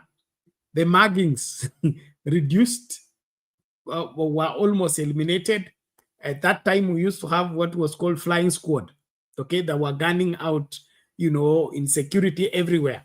Insecurity was handled by tweaking the economy. And so William Ruto wants to be the one to cook, wants to be the one to serve, and wants to be the one to collect the thank you for cooking what he did not cook. What is happening here is, I think, a mindset that thinks that the government only works when it is working, not when it facilitates the policies, or rather formulates policies and implement policies that affect the lives of Kenyans without the face of William Ruto. Just ensuring the economic situation of Kakamega County, okay? What are the possibilities? What are the potentials? Where do we put money in one place that will affect all the residents of Kakamega positively without anybody going to put money in anybody's hand? Okay? Is it Shibuya Market? Is it in the education? Is it in the healthcare? Now, that I think we give it that approach without caring who gets the credit, because I think what is bedeviling the William Ruto administration is who gets the credit. Ati unataka tu wamama wafurahie na wajui kwamba ni rais amefanya. Unataka youth wakae comfortable na wajui kwamba ni rais amewasaidia. So that who gets the credit is the main thing here. That atachukua pesa yote, si alichukua kazi mtaani, akachukua ya subsidy ya petrol, akachukua subsidy ya linda mama, akachukua subsidy hizo zote akajichukulia, ili au akituletea kutumia empowerment na hizi masuala mengine. So yamemshinda, saa hii tena amerudi anasema anataka kurudisha kazi mtaani. If it was wrong then, what makes it right now? Okay? And when you put it out right now, is it a bribe or is it an initiative to bring about a turnaround in the economy by ensuring that our young people are put to productive engagement?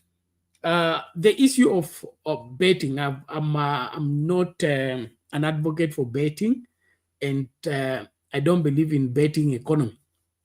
And that's one place I agreed with the Matiangi 100% when he did that crackdown on betting wherever. Clubs, were they clubs or ninis? Placed everywhere. They were everywhere on the market. And the young people are now sneaking from school, going to bet and all that. So they put some control over that. Now, the creatives, I heard what they were complaining about and how they are making money through that. Yes, it is true they are making money through that, and betting is giving them an opportunity to use what they have as their talents or their ability to have an income. That said is agreed. But looking at it from a wider perspective, you will notice that this is an opportunistic approach. An opportunistic approach meaning we saw this thing happening, we saw an opportunity there, then we utilize that. But how do we sustain that? This money that is being used for betting, where is it coming from? People's pockets, okay? How are we replenishing those pockets? Okay, you saw that syndicate, we a pastor, kuchukua pesa in the name of we are competing, who wins you, what, there was something like done by, I think, NTV, okay? So, pesa, I saw that. Yes, pesa betting, sio pesa generated, ni ile pesa nimepewa, okay? I've not worked for it, maybe, or even if I worked for it, there is no way of reproducing it. Ikienda imeenda, okay? And then ikienda hivyo, it ends up with a few. It's just like what the government does. If there is too much notes, okay, or too much coins, and then they do mopping, walete hiyo pesa yote pamoja irudi central bank, ndio ikuwe regulated on how it supplies. So betting is a process of collecting the money from the public, and the public has no way of getting that money back. It's not even like buying bread. Okay? So the betting approach towards helping the economy, as much as it has some beneficiaries on the same, it is counterproductive in expanding the economy and ensuring that every Kenyan will have another opportunity to get work done. And so what is required here is not to do away with betting altogether, but we should be using betting as an industry, as a mitigation, something we use like a bridge, okay? In the meantime, we can allow this to happen because it's not the right thing, it's not the perfect thing, but we can use it in the meantime as we are working on what Azmio was talking about, economic zone. Okay, we are building up those industries in every county. So as the building is taking place and we are setting up and we are looking for investors to come and put up their things, we are working on that. So let betting be something we are doing in the meantime as we wait for this industrialization to take place. When the industries have been built, then we do what? We wind up with the betting and get people to be working. But if we're all betting and waiting for a bet to go through and the bet fails and that is the end of you, we result into depression. Depression will require you to seek a counselor. Okay, it will mess you in your function to take care of your family.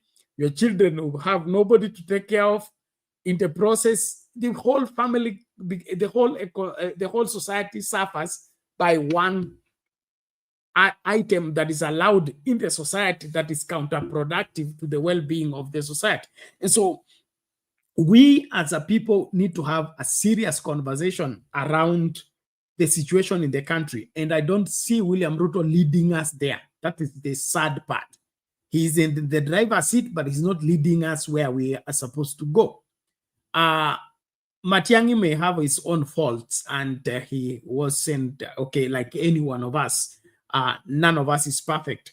But listening to what he is saying, it's speaking like a leader. That's how a leader is supposed to speak in terms of, are we listening to, are we even hearing what the young people are saying?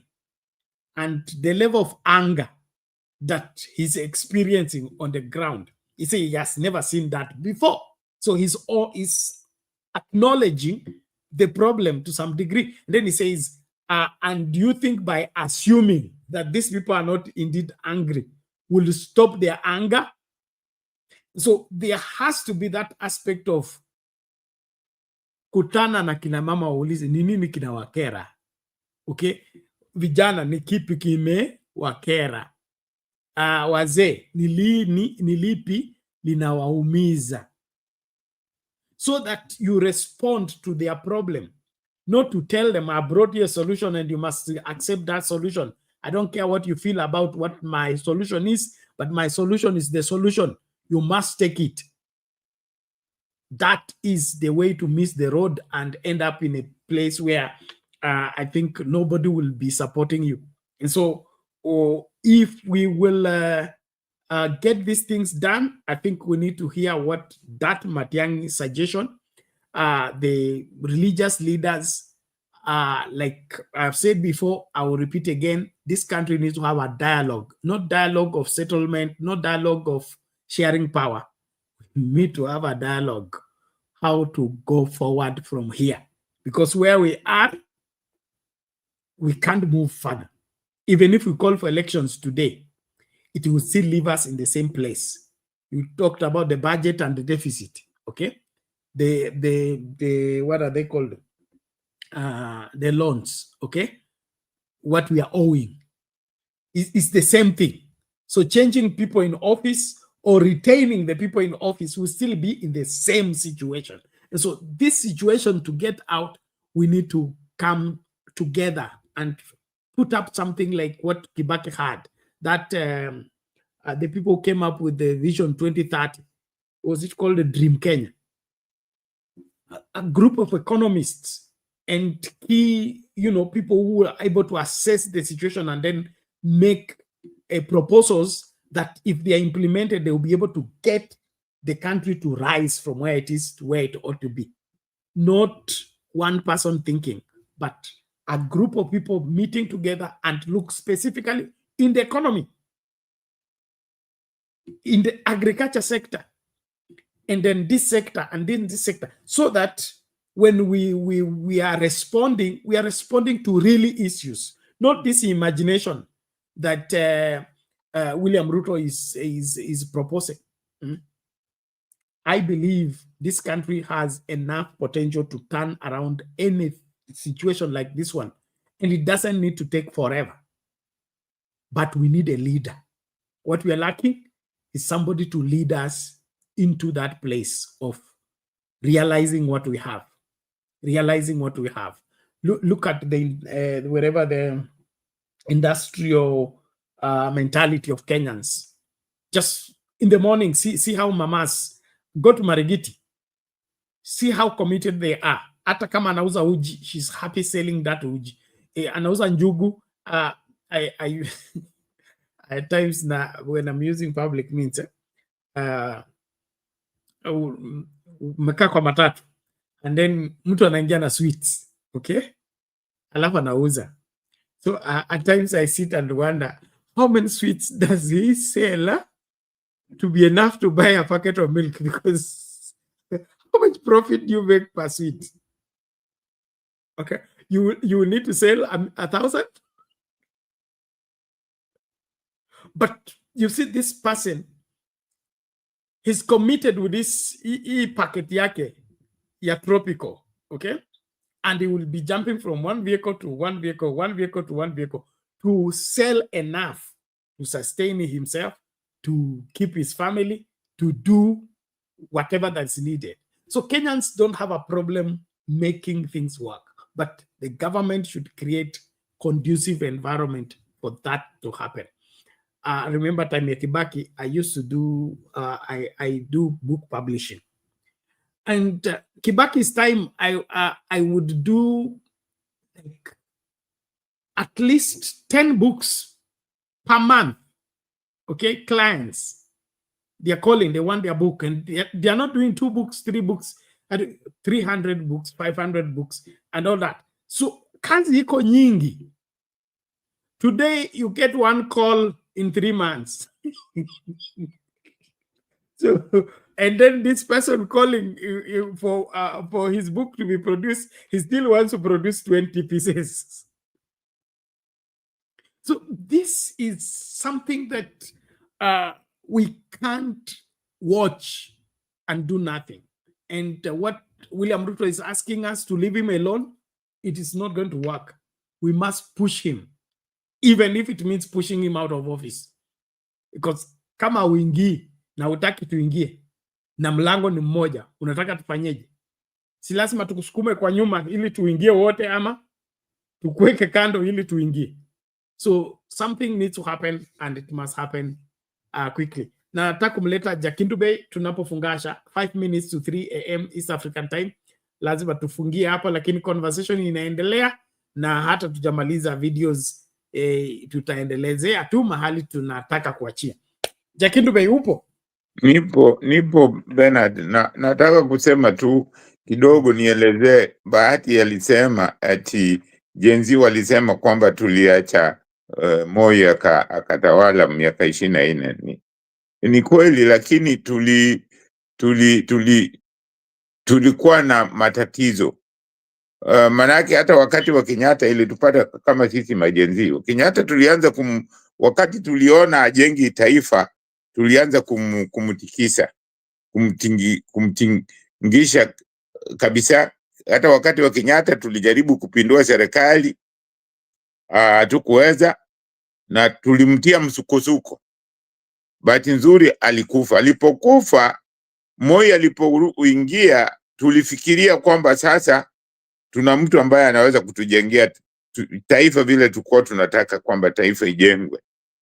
Manake Kenyatta alishindwa kujenga taifa. Manake Kenyatta wakati walianza yeye na Jaramogi, ilikuwa ni Africanization, ilikuwa ni mapinduzi kifikara kwamba tunataka tujitawale kiafrika. Lakini Kenyatta alirudi tena akaingia tu kule kwa wakoloni, ile kugawana, yani kutenganisha watu kikabila, unaona.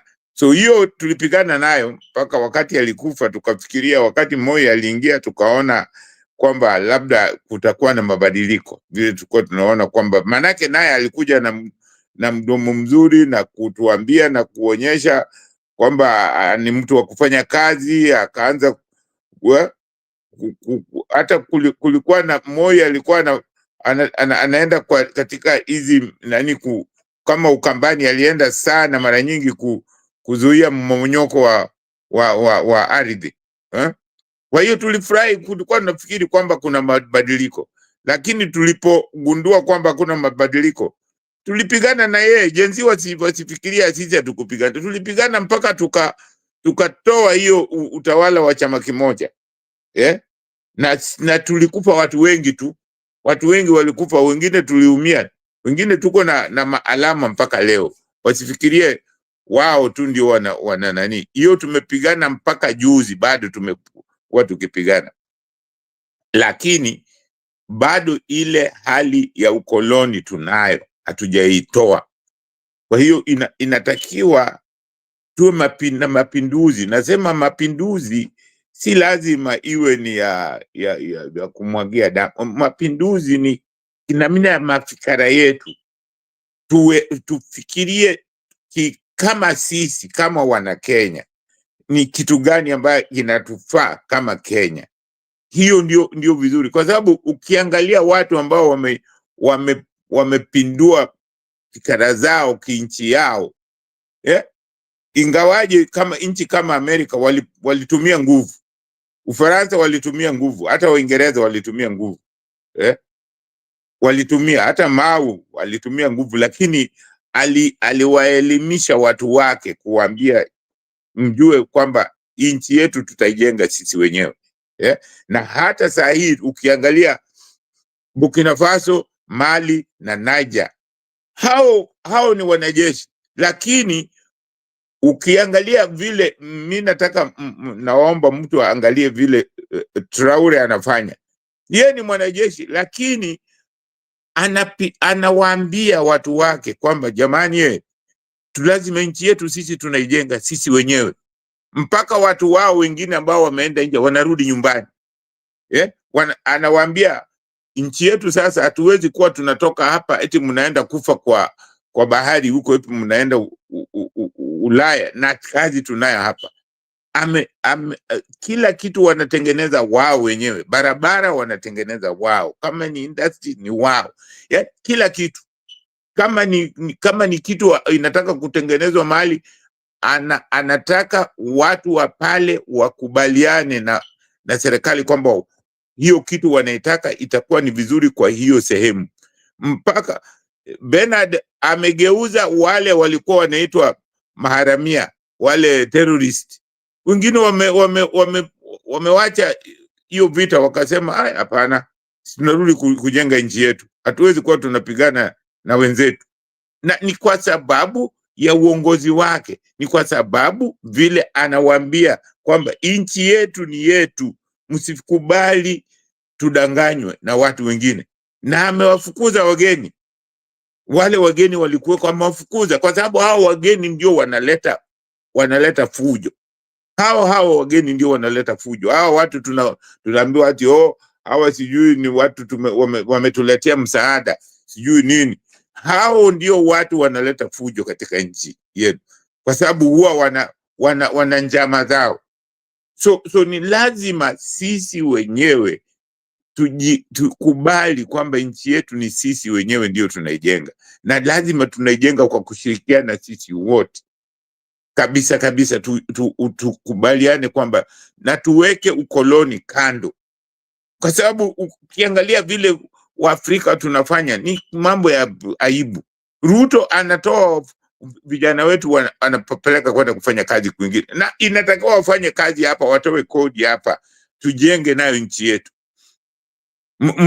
Bernard, umeona yule president wa Malawi vile amefanya, anatoa vijana wake karibu vijana 200 eti wanaenda Israeli kwenda kufanya kazi kwa mashamba ya Waisraeli, na wako na mashamba wao pale kwao wako na mashamba. Sasa wao wanashindwa kulima, wanachukua vijana wao ambao wamesoma, wanaenda kufanya kazi kwa shamba za watu wengine, kwenda kujengea watu wengine nchi, kwa kuwavunia chakula.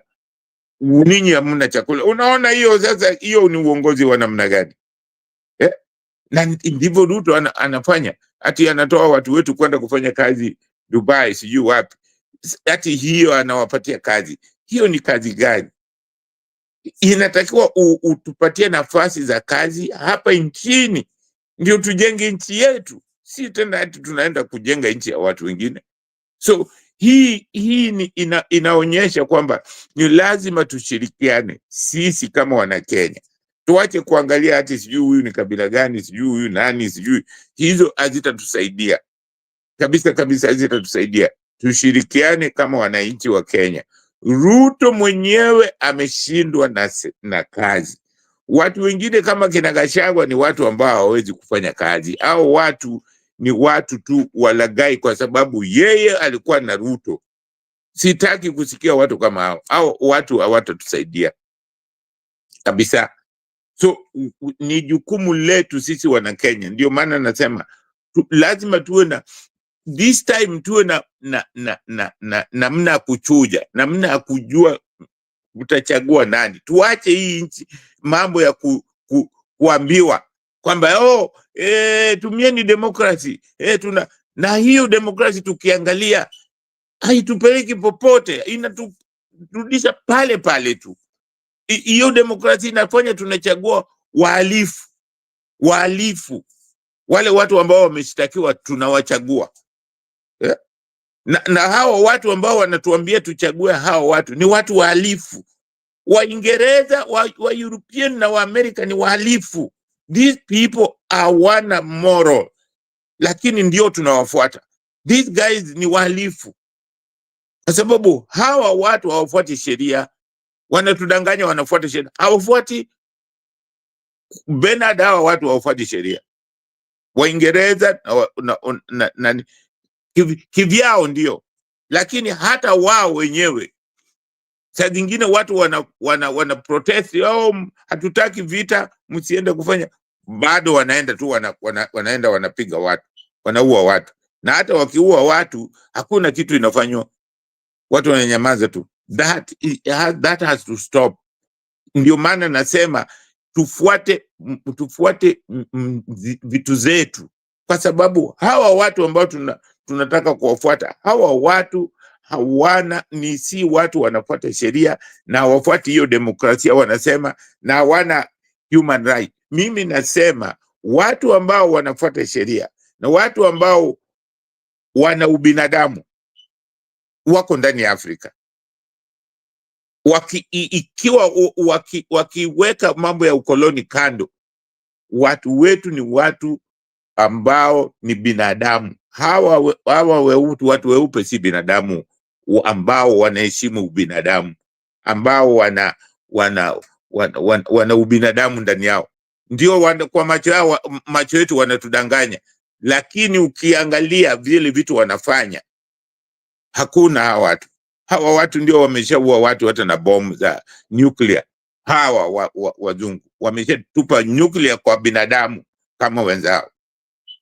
So hawa ni watu ambao haifai sisi tuwafuate.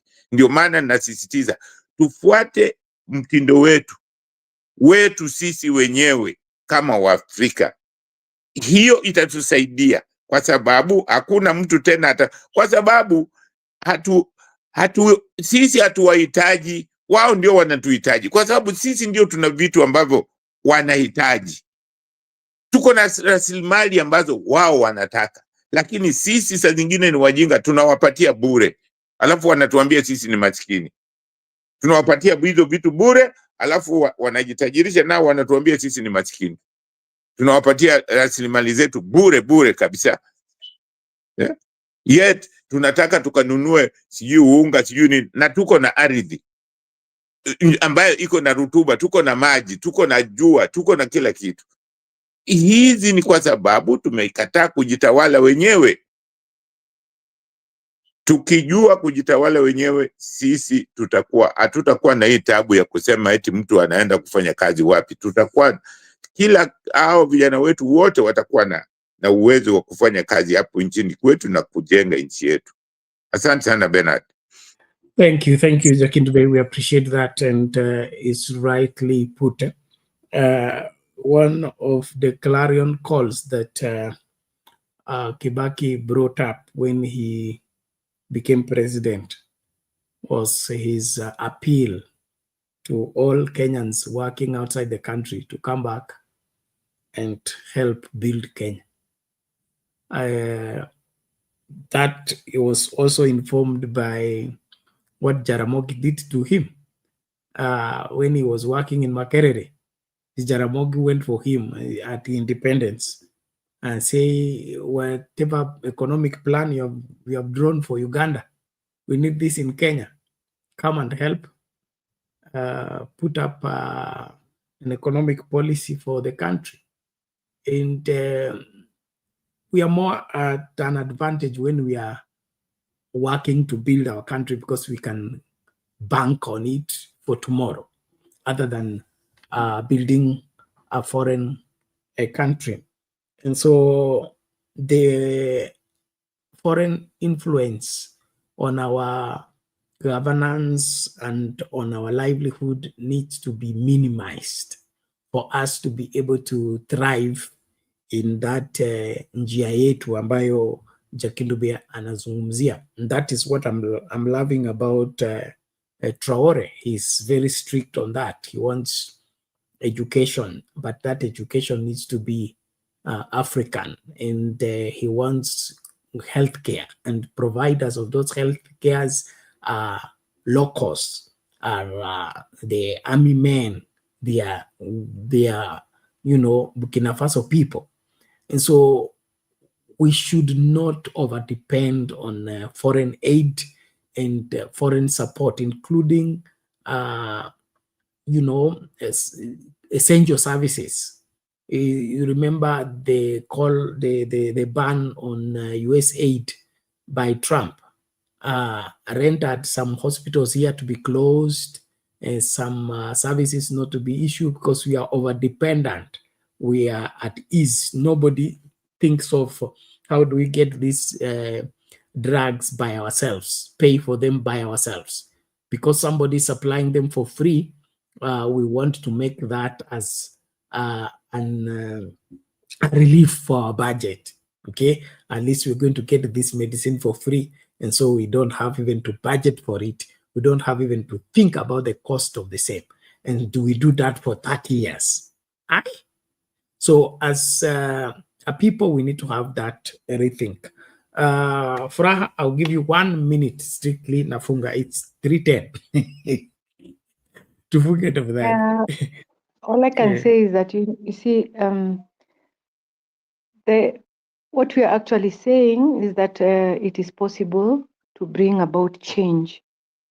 You know, either way, what we should realize is that it is possible to make things work.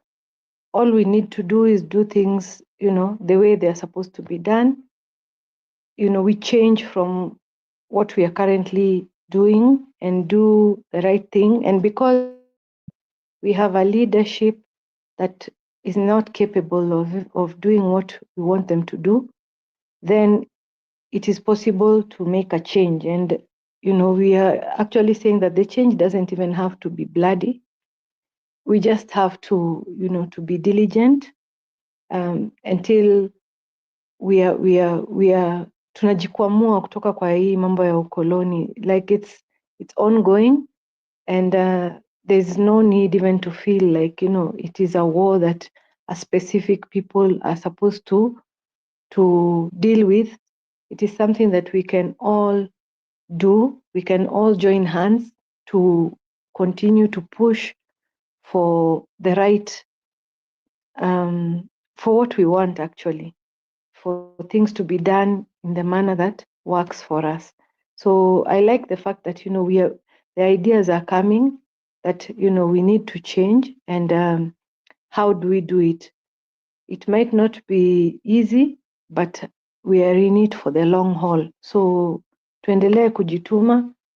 If we are consistent in what we are doing, you know, the solutions will come, because as long as there is injustice, people will always rise up to want justice. So it will happen. It has happened in the previous regimes, like has been highlighted, even as far back as when we got independence. We have not been happy with how our leaders are treating us. And every time that happens, we rise up and we push for the correct things to happen. So, Bernard, I'm going to leave it there for today. Asante sana. The conversation is not over. We'll be picking up from where we've left in the subsequent show. In the meantime, we encourage you, please, to subscribe if you have not yet subscribed. Follow us. Those of you watching us on TikTok, thank you so much. And your opinion counts. Let us also know what you think about what we are doing. Now, just before we sign out, a reminder, the Boniface Kariuki, who is been declared brain dead, still at Kenyatta. The family is appealing for support, and you could be watching, and you are that help that they are needing. Those are the details given on that video we played. So you can just note that down, or via M-Pesa. The pay bill number is 76821. And for the account, you put there your name, and then the name that will come and response you have sent your contribution will be Boniface Kariuki Mwangi medical bill.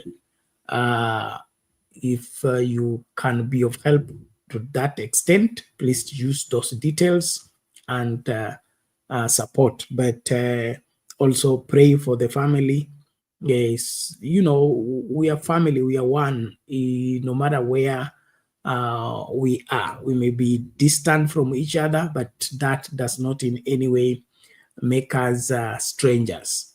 The world has become a global village, and so let's mourn with those that mourn, rejoice with those that are rejoicing, and comfort those that are grieving.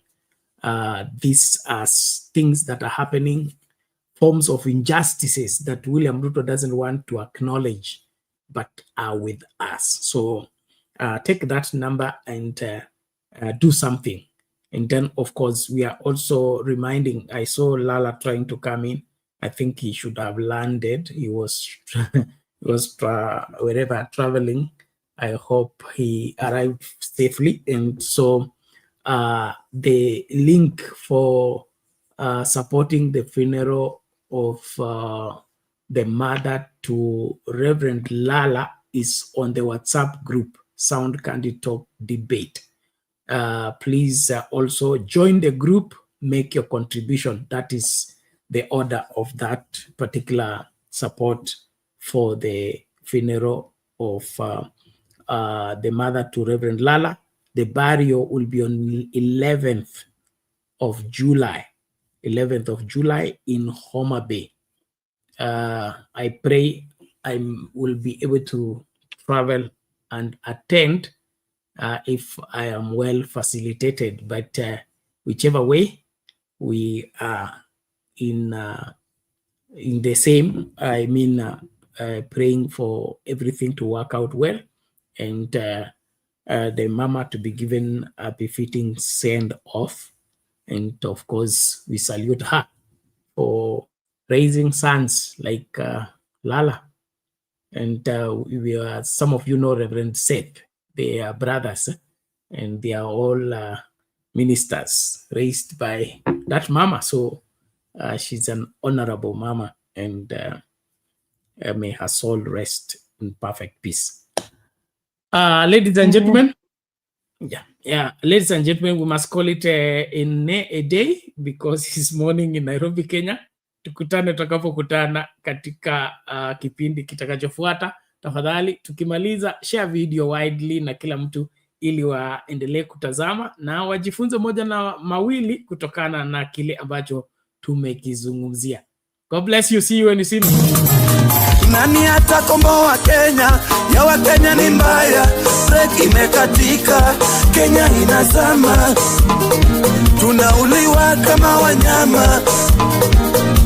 Vijana wanaonewa, wanakamatwa bila makosa, kesi kuwekelewa. Serikali gani? Serikali gani?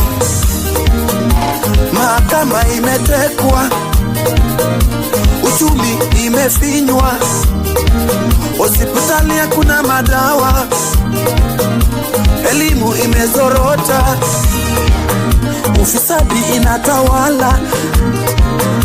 Ukisema unakamatwa, alafu unanyongwa, unauliwa na polisi. Serikali gani?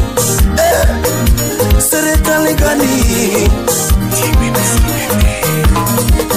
Nani atakomboa Kenya? Ya wa Kenya ni mbaya. Break imekatika. Kenya inazama. Tunauliwa kama wanyama. Vijana wanaonewa, wanakamatwa bila makosa, kesi kuwekelewa.